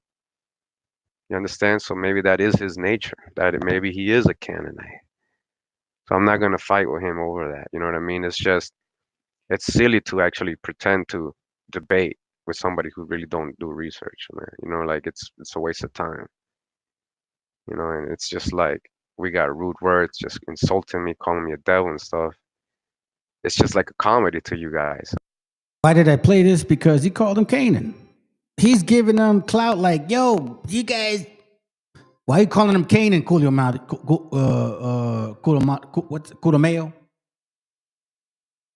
Why are you calling him Canaan now? You saying Canaan came? With who? You know what I'm saying? Because you said that, you know, Spaniards came with dark people too, right? Or they were dark, right? So who is Cain? You see what I'm saying? Let's hear that again. You might be a Moabite, Canaanite, just like Lex Vortex is calling himself a Canaanite. Maybe that is his nature. I'm not gonna fight that with him. You understand? So maybe that is his nature. Maybe he is a Canaanite. So I'm not gonna fight with him over that. You know what I mean? It's silly to actually pretend to debate with somebody who really don't do research, man. You know, like it's a waste of time. You know, and it's just like we got rude words, just insulting me, calling me a devil and stuff. It's just like a comedy to you guys. I don't know. It's like you guys like that stuff and all that. I mean, I don't care, man. If dude got issues in his head or he's bipolar or whatever, I don't know, man. That's his problem, man. I don't know him. He don't know me. But you know, I never came at him anyway personally, so I don't know why he comes at me. But it's just, you know, that's the kind of nature I see. I see a pattern with a lot of Moors. They all kind of act like that. Hey, so it's like, what are you saying, dude? What are you saying, dude? You know they're acting like that. You know they're silly like that. I mean, what the fuck is the I guess the confusion, bro, the hesitation or whatever the fuck it is that you're doing. Let me hurry up and show this. Let me hurry up and finish this. I'm gonna the brother's live again, man. I want to show this shit. I don't care. It's all good, man. Let's go. So I look at it like maybe that is their nature. When you go back into scripture, you see that there's some kind of beef there between Israelites and Moabites and Canaanites.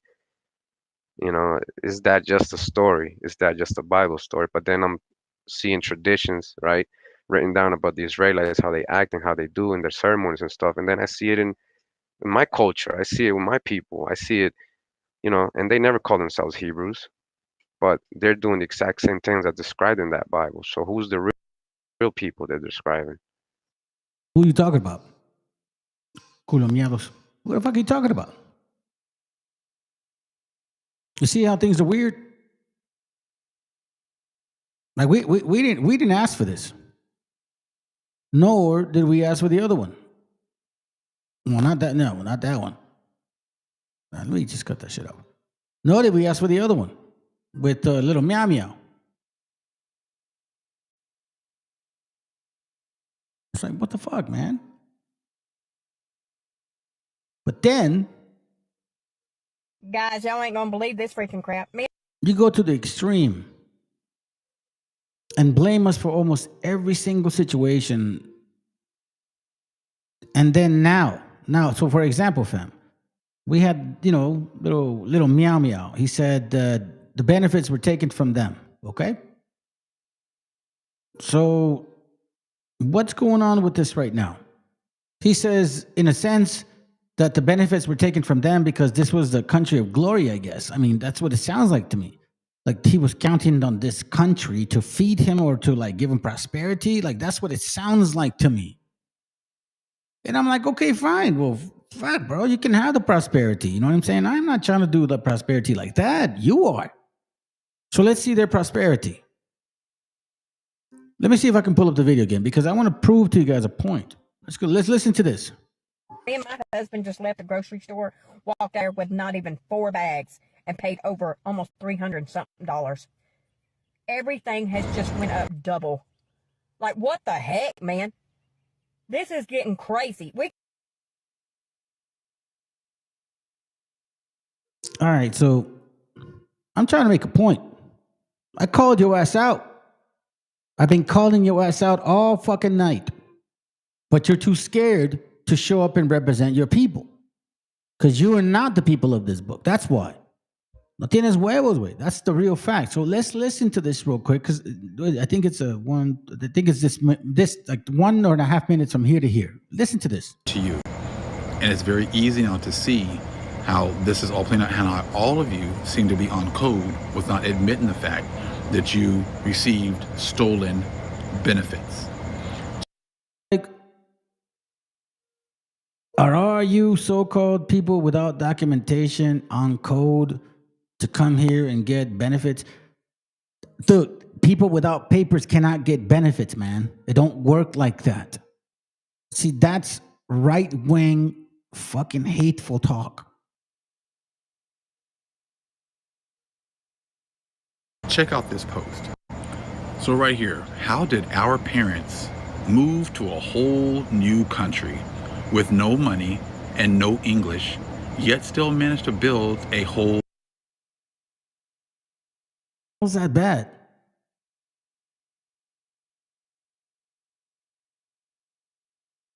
So I'll tell you what. Let's deport everybody. Fine. You get your wish, little meow meow. But you want to know what's going to happen? This is what's going to happen. Because none of y'all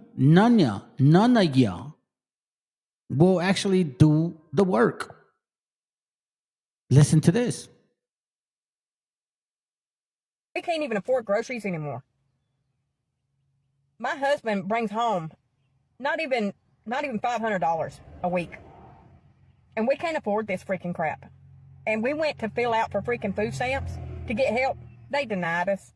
They said he made too much. Hear what she said? She says they make like less than $500 a week. Guys, y'all ain't gonna believe this freaking crap. Me and my husband just left the grocery store, walked there with not even 4 bags, and paid over almost $300 something. Everything has just went up double. Like, what the heck, man? This is getting crazy. We can't even afford groceries anymore. My husband brings home not even $500. See, they don't make more than $500 a week. What the fuck?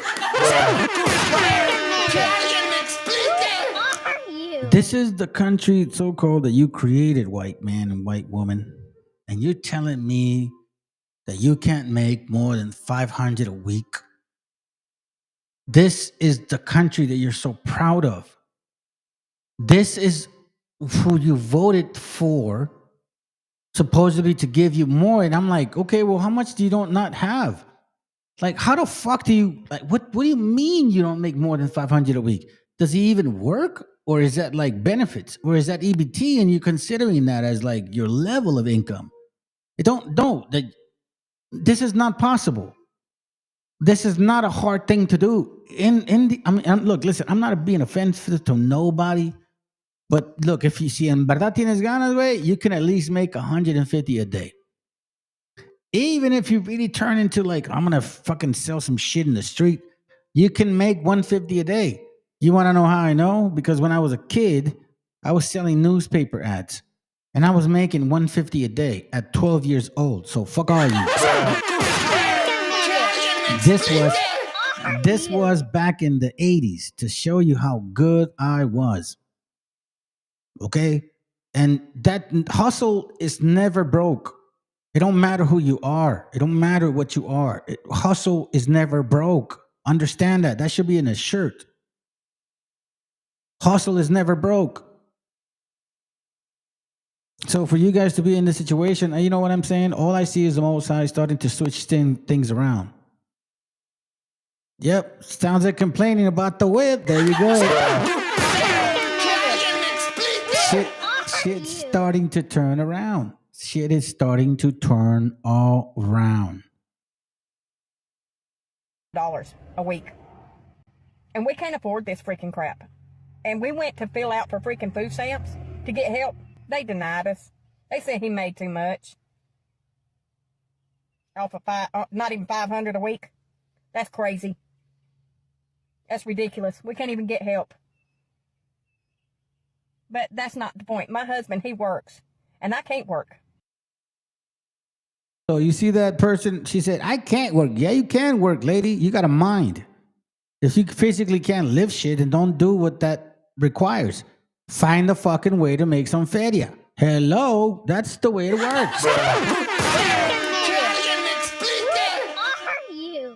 You don't got no kids. It's not like you have a sick kid where you're like, oh, I have to stay home because my kid. I understand that shit, but damn, that you don't do that.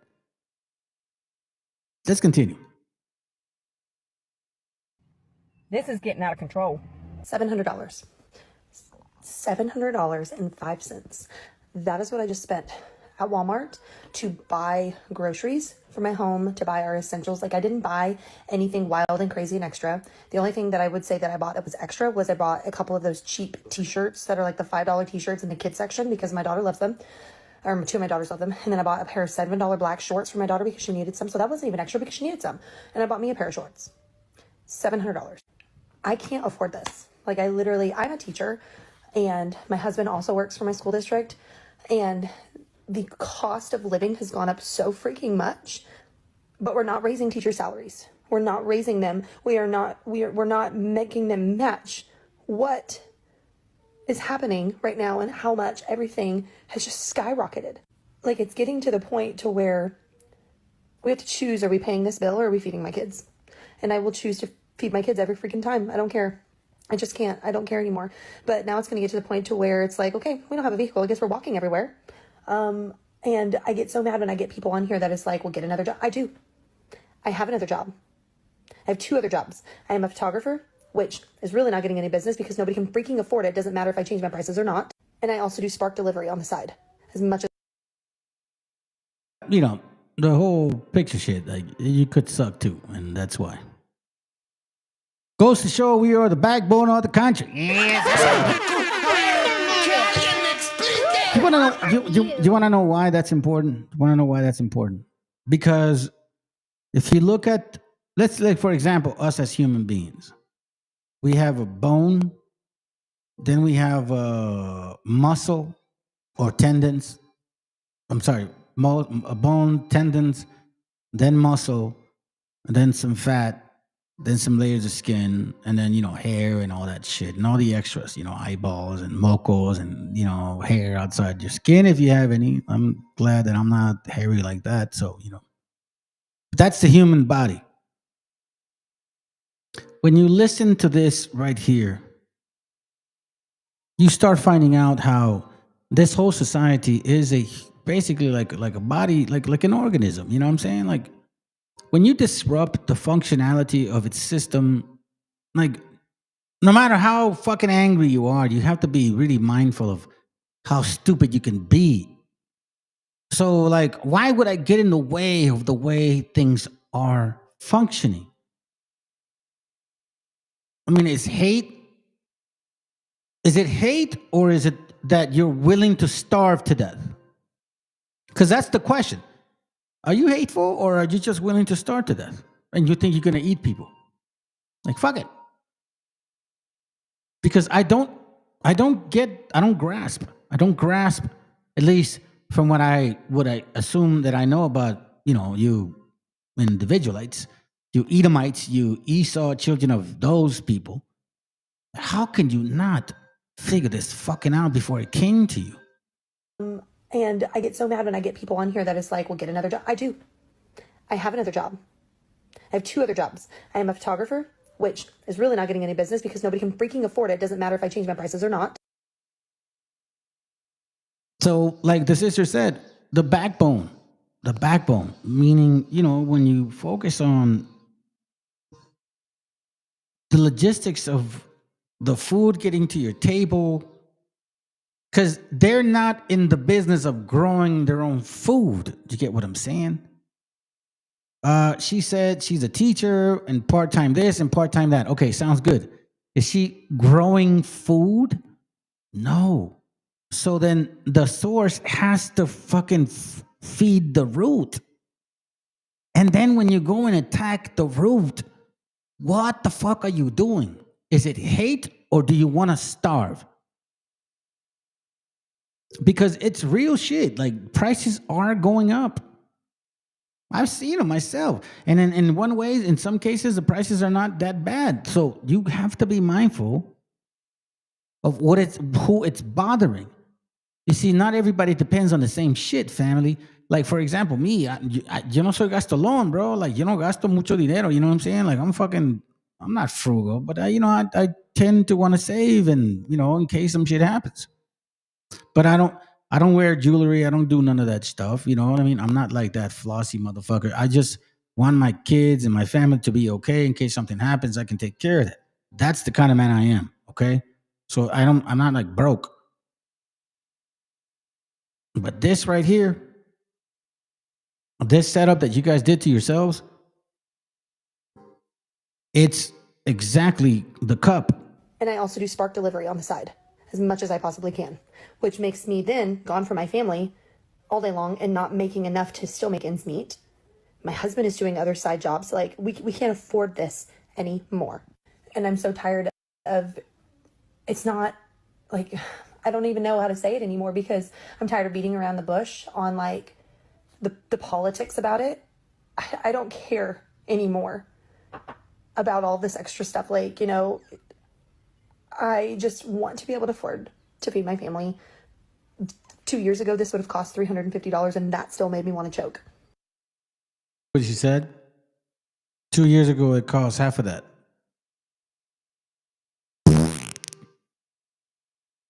And I don't know if I can say I believe her, but usually they tend to be jotting shit down.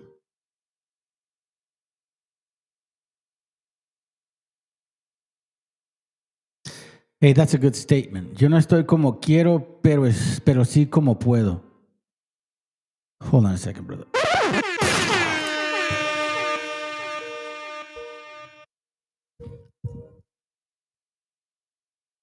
When I was going through my fucking wicked ass world, bro. God's side illegal. Hold on a second. I want to show you this shit, and we're gonna end it with this. When I was going through my wicked ass world, man, I didn't even think that I was useful for much. I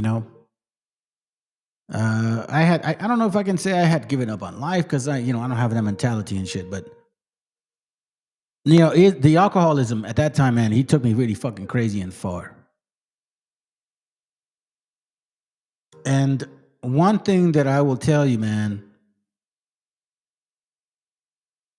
if you really just give yourself into the whole concept of repenting, like I've done, and I've showed my paperwork of how I repented. Like I wrote my shit down. I've showed this on this channel. That's how I repented. Now, did it happen overnight? No, it was like progressive in years. And I finally sat down and I started writing all that shit down. And the only way that I became a better man, better husband, better father, just better overall, man. Because when I first started this channel, I was working on myself, but I wasn't there. But now, man, I'm so proud.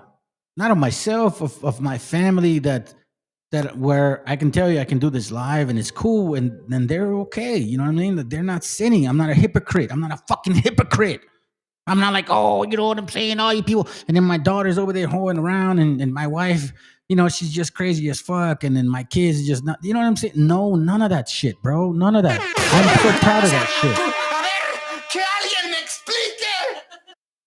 Nobody can take that from me, man. That's one thing I know about myself because nobody else watches me. You guys can't see me. You can't tell if I'm lying or not, but the Most High does. And he's the one watching me. That's why I'm not afraid to say the shit I'm saying. Because he's watching me the whole time. I don't bullshit, man. I love my gente. I love our history. I love what the fuck I know. And what I'm going to do is continue to show what I know. And if that offends a lot of people, then, well, a la vergo.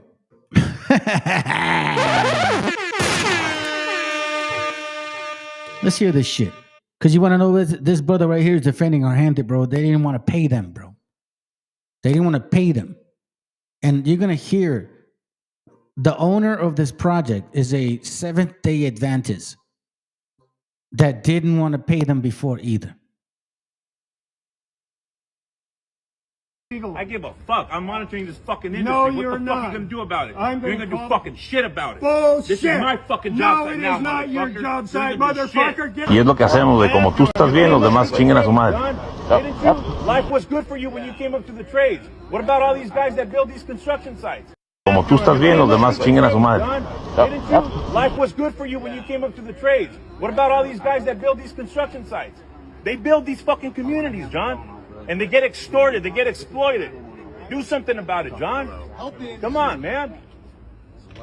Do the right thing, John. You take from your fucking workers, huh? So why can't you work Saturdays why can't you work Saturdays on a hauling job? Because our owner is a Seventh-day Adventist. That's right. And your owner's taken from the local workforce. So So much for being a Christmas Christian. Oh, by the way, they don't celebrate Christmas, but he's still a Christian. It doesn't matter because they have family and friends that are Christmas Christians. So here's what I say to you. Here's what I say to you, Christmas Christians. Hold on a second. I don't think you hear me. And for the people in the back, because you just don't understand what the fuck you're talking about. what the fuck is this? What is this, John? It's a piece of paper. Take it. No. Give it to your fucking owner. No. Give it to your owner. That's your subcontractor cited numerous times for stealing from their workers, yet you brought Stealing from the workers, bro. Stealing from the workers. So now, for the rest of y'all, thank you, brother, for sending this shit, and you're gonna find out exactly what the hell is going on. See, I always said that in 1776, it was the powers of the Freemasons that put this place together. I'm telling you, if you look back at history, and the way that they wrote the Constitution, and their laws within that Constitution, it's gonna blow your mind. So do yourself a favor. See, us indigenous people that have been here and we understand that shit, like we saw it coming. But you that are like, you know, the Wabos and the Anglos and then the Saxons, because you guys are two different nations and shit, and everybody else, you're gonna find out that you were set up and you're just collateral damage. We will always be the chosen of our Creator. But you, in our lands, you are collateral damage. Listen to this and then we're out. Do you know what the Supreme Court's statutory definition of a United States citizen is? I mean, it must be obvious, right? Anyone living in the 50 states, right? No. According to the Supreme Court, the only person who is actually considered a United States citizen lives in the District of Columbia of Washington, D.C. What? Yeah, it's true. And you might wonder, why does that matter? Oh, it matters a profound amount. It's profoundly important how much this is directly affecting your life, how fraudulent this country is, and what are we going to do about it? Did you hear what she said? How fraudulent this country is. Family, I'm going to say this right now, man. I'm so glad you that are listening that you haven't fallen for this bullshit. Like, they got no heart, man. They got no heart. No heart.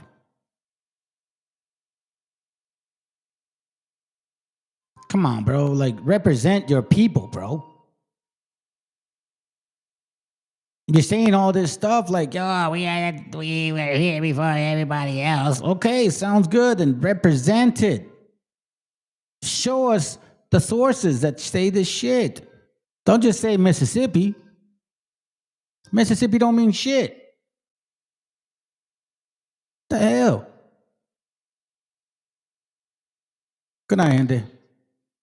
Hold on. Enjoy this track real quick. Chicanos killing Chicanos is what they want. Blacks and Chicanos killing each other is what they want. That's how they run this place.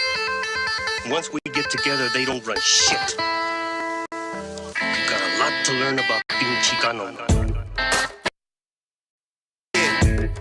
Alcatraz, midget loco. Yeah, they never seen this coming, man. What up, Loom?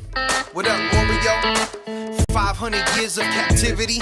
Well, now they trying to tell us how we supposed to be, how we supposed to act, how we supposed to rap. I'm brown, but my flow too black. Come on, y'all kidding me, right? Nike Air Flights fitted cock back fresh. Representando mexicanos on the map. No estoy jugando, got bars like a battle on smack. But hold on, I'ma bring it right back. My people indigenous. I'm not sure if you getting this. By the time I'm done, you gon' be feeling this. I come from the people, they call me Mexica. I've been to the motherland, Chichen Itza. Seen the Mayan ruins, intellectual architects. Been in the cenote, seen ancient artifacts. Really? Cali is Mexico, those are the facts. They raped women, gave elders heart attacks. It was a battle, our people were outgunned. Took life and cattle, we were outdone. However, 2 wars proudly we take to the grave. Those we call our Independence Day. It's time to stand up, educate our people. Stay on our ground, let them know that we equal. We see your plan, but your plan is see-through. You can't stop my people. Mexicano, I'm brown and proud. Mexicano, I'm brown and proud. Mexicano, I'm brown and proud.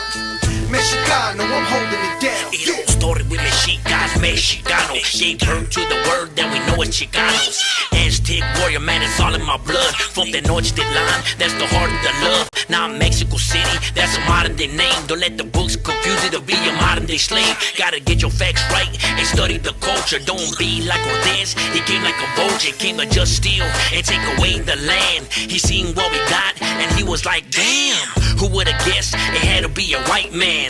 Damn again, now we got stolen lands. They say go back to where the fuck you from. Man, this is my land, that's what you stole from us. I'm not Hispanic or Latino, I'm a Mexican. Man, fuck La Militia, you can have that bitch. It's time to stand up, educate our people. Stay on our ground, let them know that we equal. We see your plan, but your plan is see-through. You can't stop my people. Mexicano, I'm brown and proud. Mexicano, I'm brown and proud. Mexicano, I'm brown and proud. Mexicano, I'm holding it down. Yeah.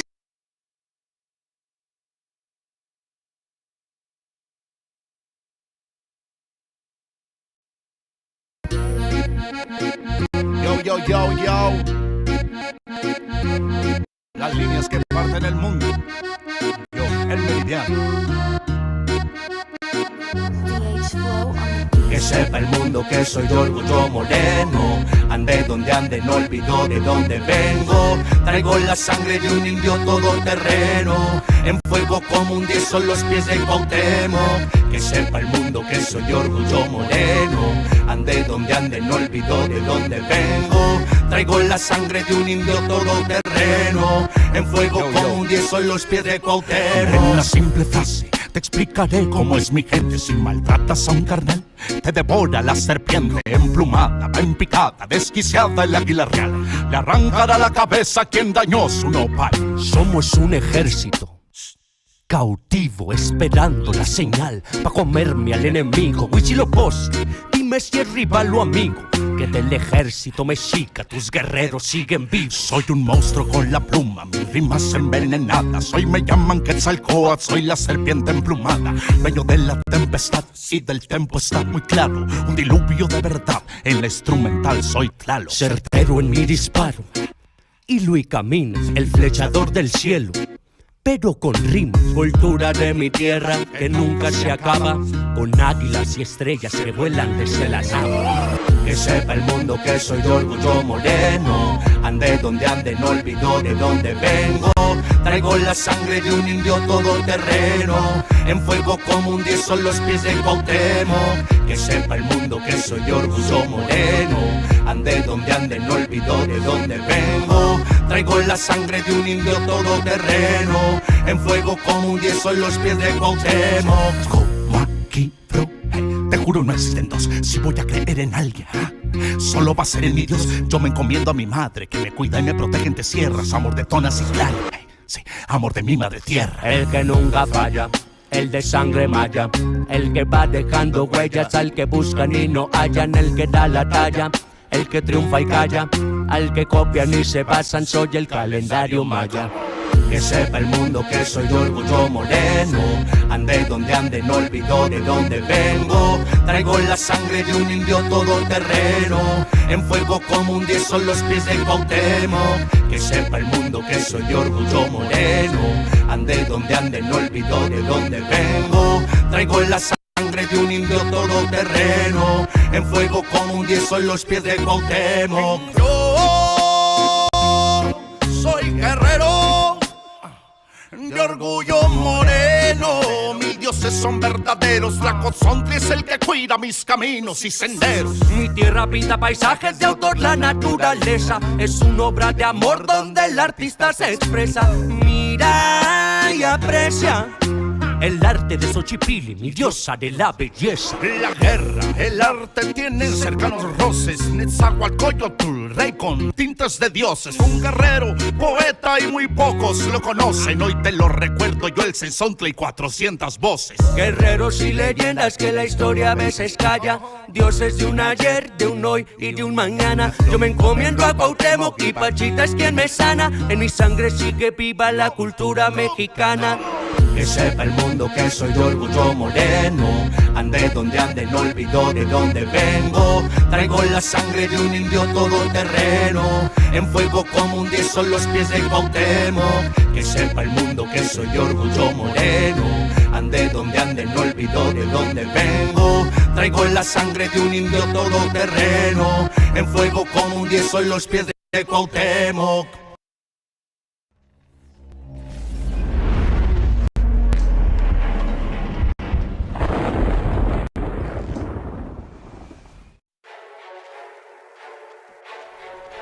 Este día enfrentarán a un ejército que se asume como invencible.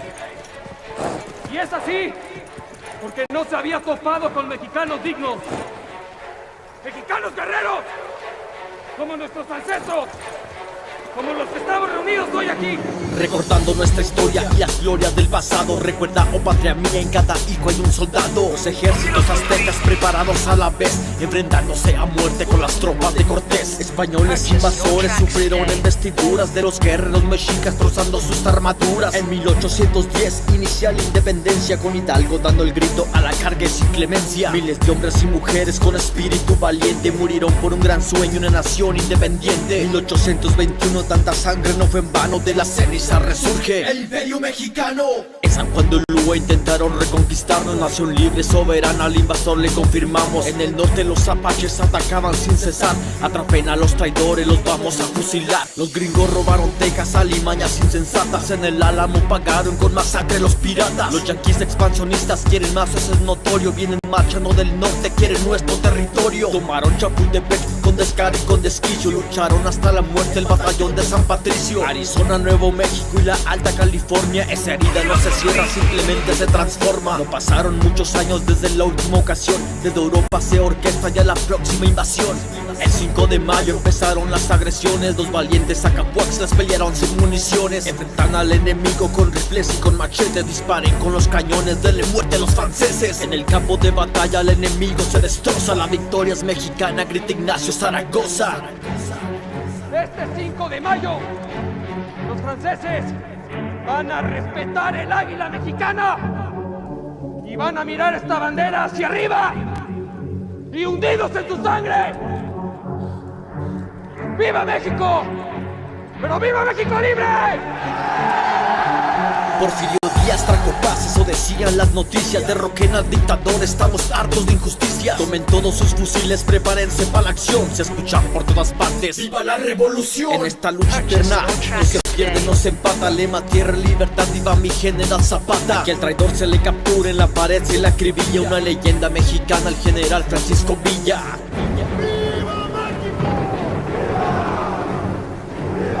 1926, preparen armas en los cerros. ¡Viva Cristo Rey! Gritaban fuerte los cristeros. En la Biblia viene escrito, aunque algunos les aterra. Hay tiempos para la paz, pero también para la guerra. Contra los japoneses batalló como ninguno. Son letales desde el cielo el escuadrón 201. Mexicanos muy valientes, patriotas de este país. Hoy su sangre está regada por los campos de maíz. Ya lo dijo Napoleón en un escrito iracundo. Sin hombres como Morelos podría conquistar el mundo. Esta letra habla de historia, mi intención no es revivirla. Mi intención crear conciencia para ya no repetirla. No se ocupa ser soldado ni militar en acción para luchar por tu tierra, para luchar por tu nación. No necesito armas, mucho menos de las balas. Mi armamento es mi talento y las balas mis palabras. Hoy los tiempos han cambiado, siguen los mismos errores. Guerra, guerra, sin cuartel para todos los traidores. La violencia y la injusticia hoy azota la nación. Se combaten estos males con unión y educación. Recordemos a los héroes y honremos su memoria. Mexicanos de estos tiempos, volvamos a hacer historia. Fui forzado a sacrificar muchas vidas en búsqueda de la justicia. Pero al final he salvado la vida de mi amado México.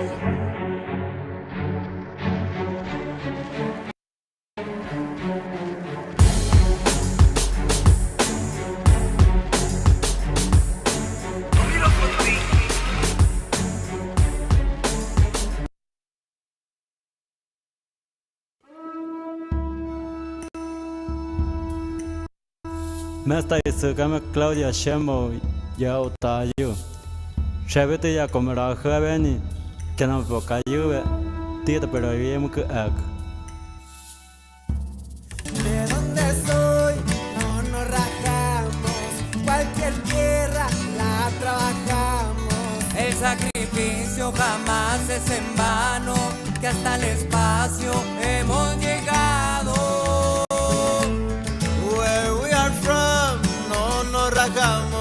And what we dream of lo realizamos. Gran paisano, hermano, amigo, soy mexicano.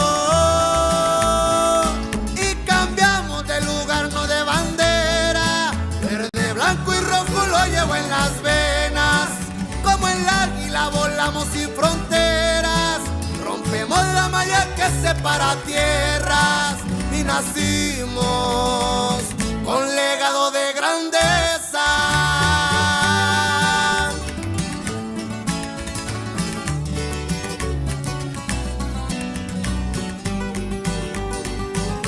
Extraño mi rancho, también mi familia. Pueblo querido que no se me olvida. Aunque de este lado me trajo la vida. Siempre paradela como Pancho Villa. Y cambiamos de lugar, no de bandera. Verde, blanco, rojo lo llevo en las venas. Como el águila volamos sin fronteras. Rompemos la malla que separa tierras. Y nacimos con legado de grandeza.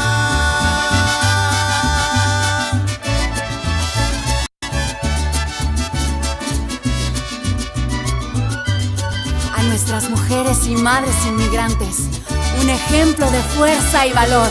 ¡Y que viva México! Y aunque el acta diga americano, hay en puro mexicano. Y cambiamos de lugar, no de bandera. Verde, blanco y rojo lo llevo en mis venas. Como el águila volamos sin fronteras. Rompemos la malla que separa tierras. Y nacimos con legado de grandeza.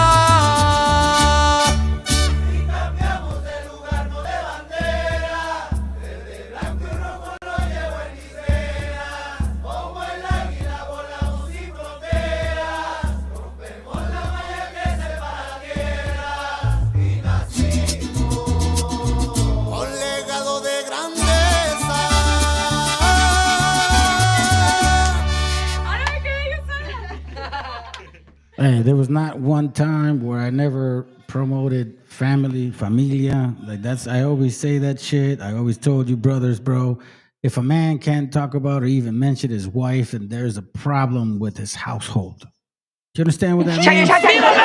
Hold on a second. Let me say it real quick.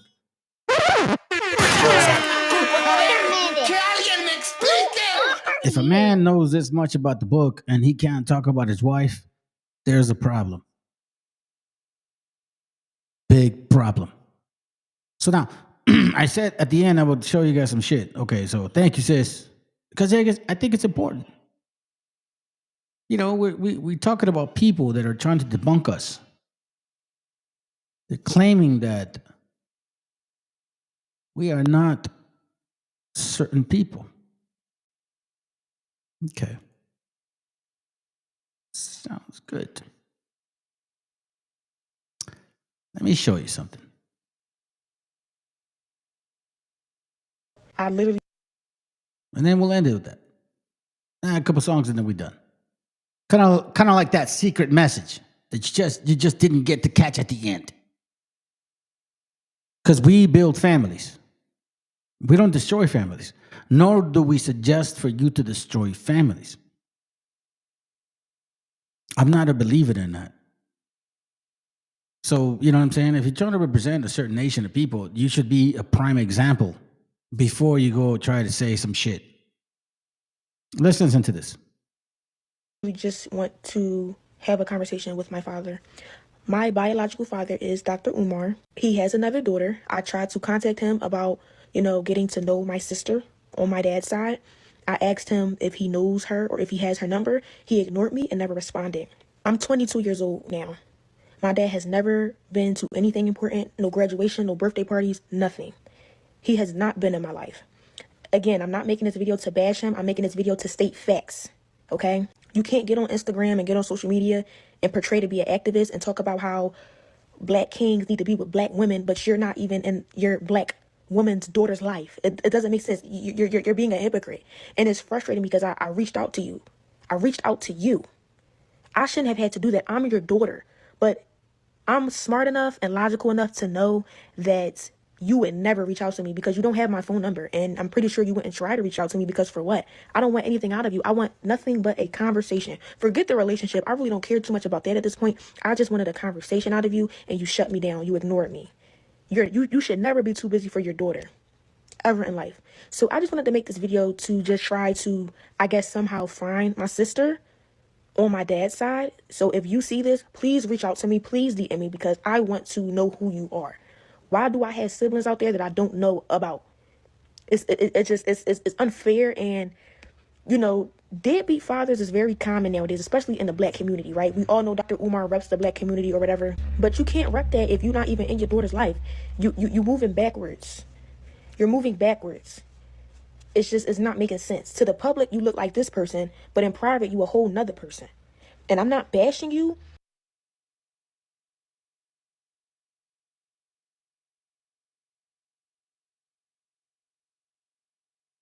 Hey, brother, I will say this to you, man, and I appreciate your post. Show it through your home. If your home is like how you say it is, like what you believe in, and you know what I mean, you have respectful kids and you guys don't do none of that weird shit, or you deal with the situations of what life brings you, you know what I mean? Because you can't get away from that, man. You got to deal with family. You get what I'm saying? But you got to be smart about that stuff. Or if you're living in a house where it's all good, everybody does the same shit, and you're just the only believer, then that's not good. Because every religion, no matter what religion, has always taught promiscuity. First thing. And that's the biggest problem. Let's continue. I just don't understand why you're ignoring me. This is one of those where I would definitely say there's two sides to every story, but as a father, I'm speaking that you should never stop trying to talk to your children, especially if they're grown. Now, we've seen things play out like with 50 Cent, Joe Budden. All right, so none of that shit. But anyways, Thank you, sis, for sending me that. I think it was important. I think it was a good time. You know what I'm saying? It always things happen for a good reason. I am not going to ever deny that. Let me get the music back on. I'm gonna play 2 more songs and we out. But I want to play these 2 because I think this is gonna be good. Have a good night, fam.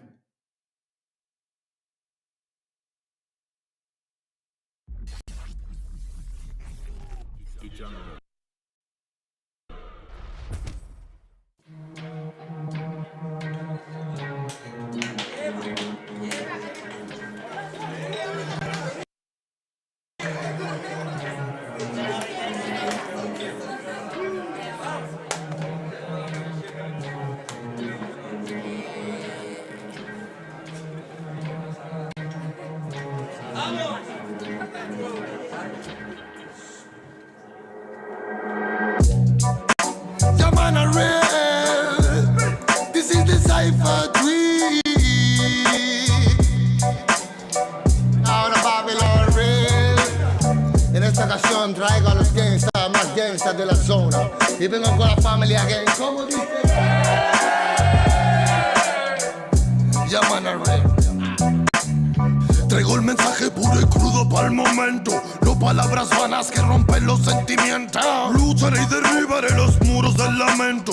Pídeme pues te daré los sueños que están muertos. Nunca el demonio dio mensajes de amor, pero tampoco los dio el ángel que nos abandona. Quizás miremos diferente el reloj, pero tu cielo es el infierno donde el amor murió. Political violence, criminal silence, physical redemption hasta que acabe el baile. Typical style, musical fraile. Mucha es la promesa la que se han llevado al aire. Love and love and love. Siente verdad como doy mi corazón. No more, no more, no more. It's a reggae cypher.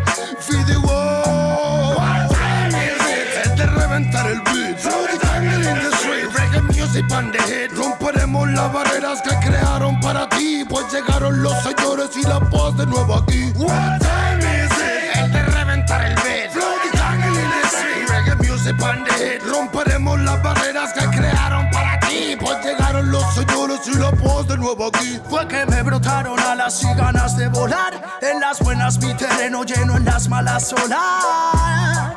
Un muro que decorar, mis hermanos me sirven de guía, mi estrella polar. Guarda los hilos, me duele hasta respirar. Solo quiero ver verdad. Sigo buscándome lejos de lo que piensas. Más fácil de lo que crees, el esfuerzo trae recompensas. Vale la experiencia si es intensa. No tires de la cuerda si está tensa. Miraban al ocaso con tristeza. Las estrellas devolvían con grandeza su mirar. Nos vimos floreciendo en la maleza. La belleza de las tetas y comienzan a encajar.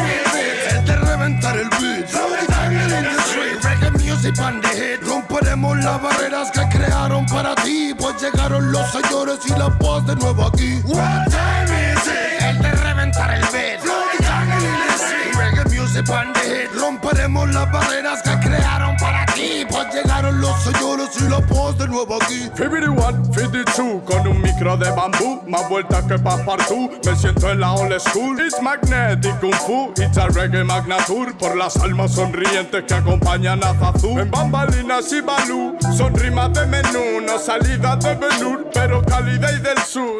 Homie, always lonely, but I feeling like a gangsta. 52, 53, a mí sí me ves venir, por eso me llaman King, ese fue mi devenir. De marchar o seguir, nunca tuve que elegir, la music me eligió a mí, no tengo nada más que decir. Saifa, Puniga, Loba, Grimble, Fire, Killaman, Smoker, Chusta, Feel Light, Rasta, Child Metal, Kimanes, Original a Reggae Saifa again.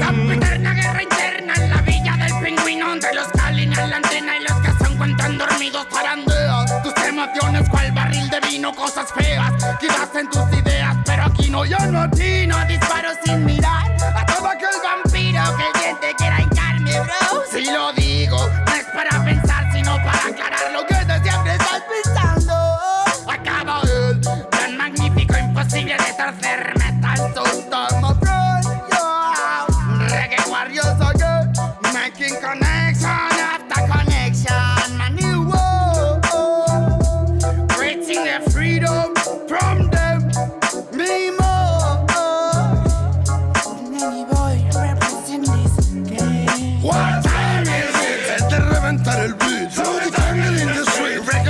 on the head. Romperemos las barreras que crearon para ti, pues llegaron los señores y la paz de nuevo aquí. What time is it? El de reventar el beat. Flow the jungle in the street. Reggae music on the head. Romperemos las barreras que crearon para ti, pues llegaron los señores y la paz de nuevo aquí. Falta presentación si existe nivel. Sobreviviendo en Babilonia escribí al papel mis problemas cuando al final pude entender que para ser feliz solo tienes que querer, que solamente hay una vida y es para vivir. Busca siempre una alternativa para seguir. No dejes nunca que te digan que no es así, y prende un poco de sativa para estar chill.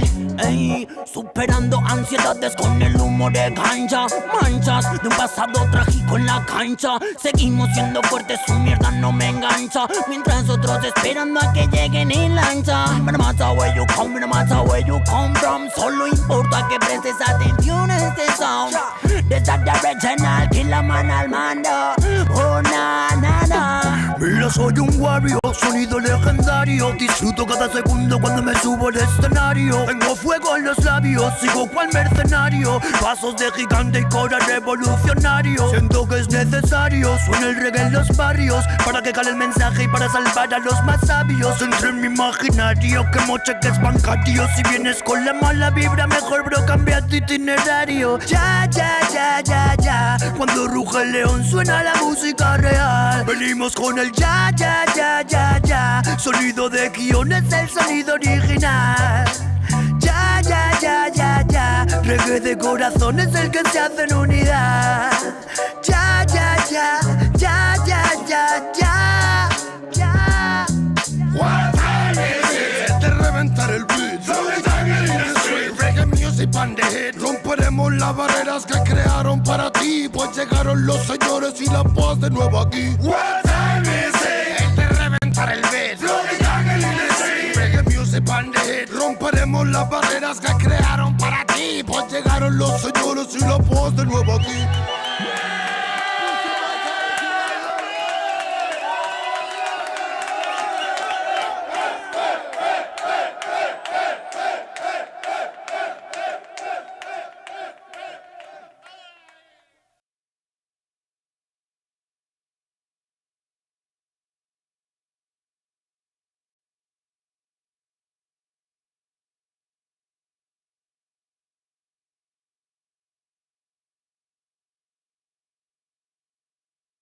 Y va de nuevo mi tono. Mexicano bandido, todo el barrio prendido. Siempre ando bien cuido, siempre poniendo ruido.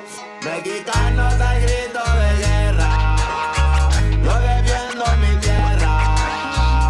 No me dejo de nadie, yo cuido a los míos, mi raza se aferra. Soy mexicano, esa es mi bandera, yo la levanto por donde quiera. Verde, blanco, rojo hasta que muera. El barrio prendido ya quemó afuera. Soy mexicano, esa es mi bandera, yo la levanto por donde quiera. Verde, blanco, rojo hasta que muera. El barrio prendido ya quemó afuera. Me voy tendido, me voy empinando mi bote, un poco mareado por la bebida y el borlote. Me tiene hasta la riata la gente con su mitote, pero me despreocupo, me pelan todo el garrote. Me para la chota, ya es por mi apariencia, que hay tanto delito, que hay tanta demencia. Yo no cargo nada, no más mi presencia. Pinche puerco joto, atente a las consecuencias. Si no topa el poli en breve nos para en la calle. No puede salir uno conmigo porque ya hay detalle. No quiere que conteste, quiere que yo solo calle.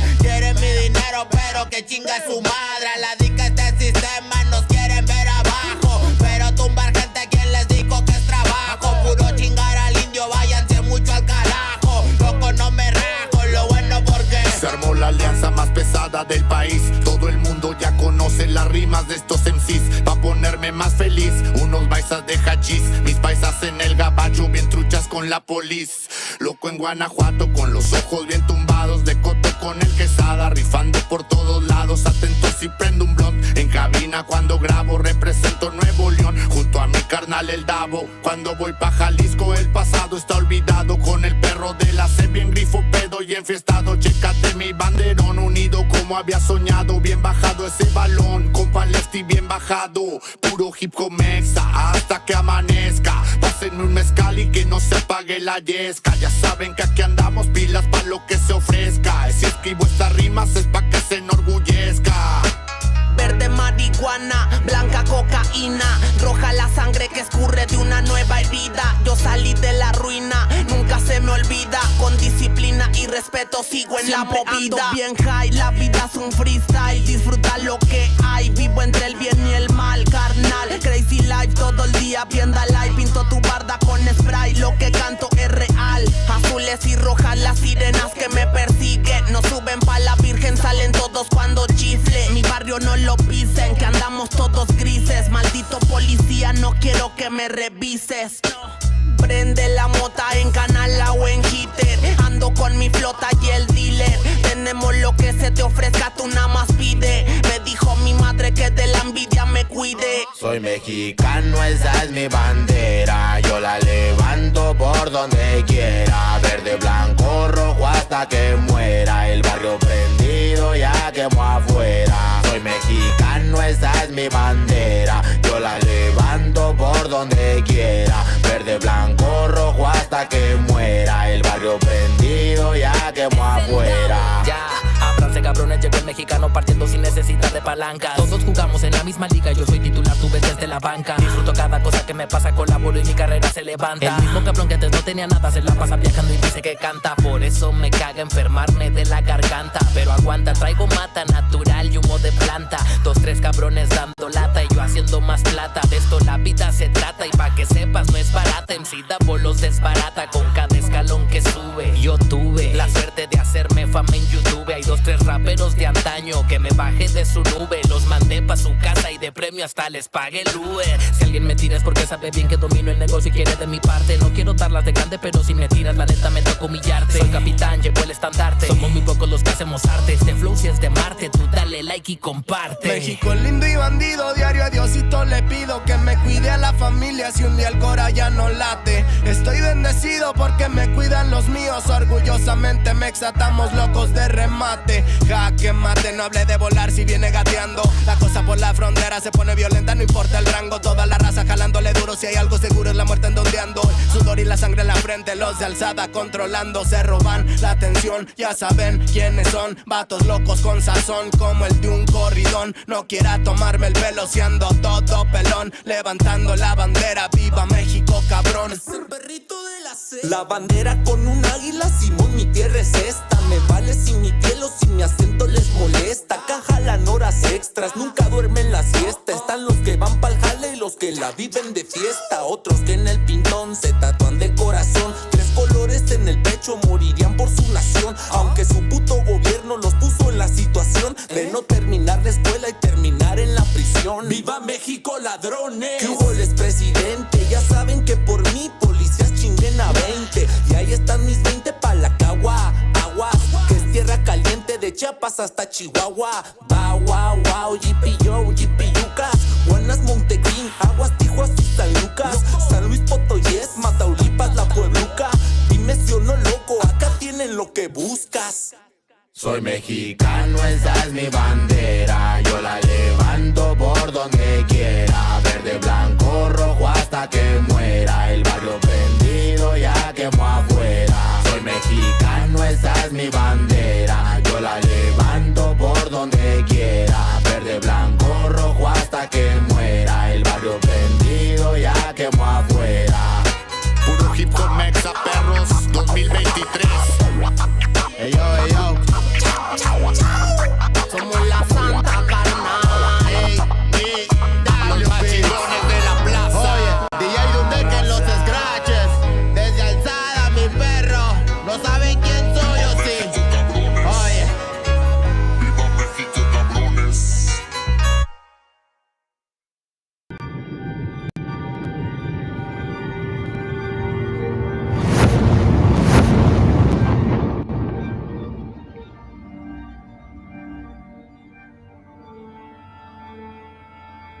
Ical, Ical, hijo, hijo, abre los ojos, abre los ojos.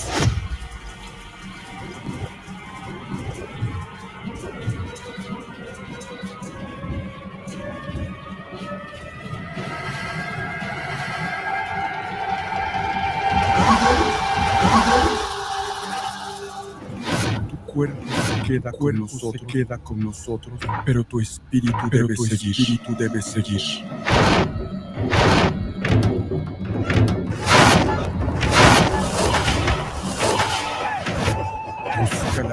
Busca la luz. Aléjate de las sombras.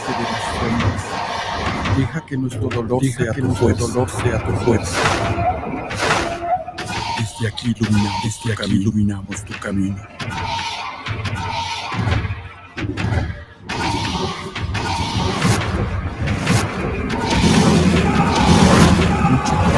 Lucha como nosotros, pena tan grande. Yo soy tú, tú eres yo.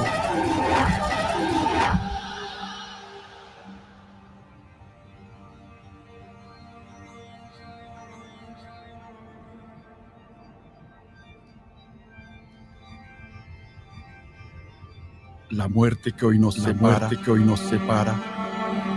mañana volverá a unirnos. Eres libre, hijo.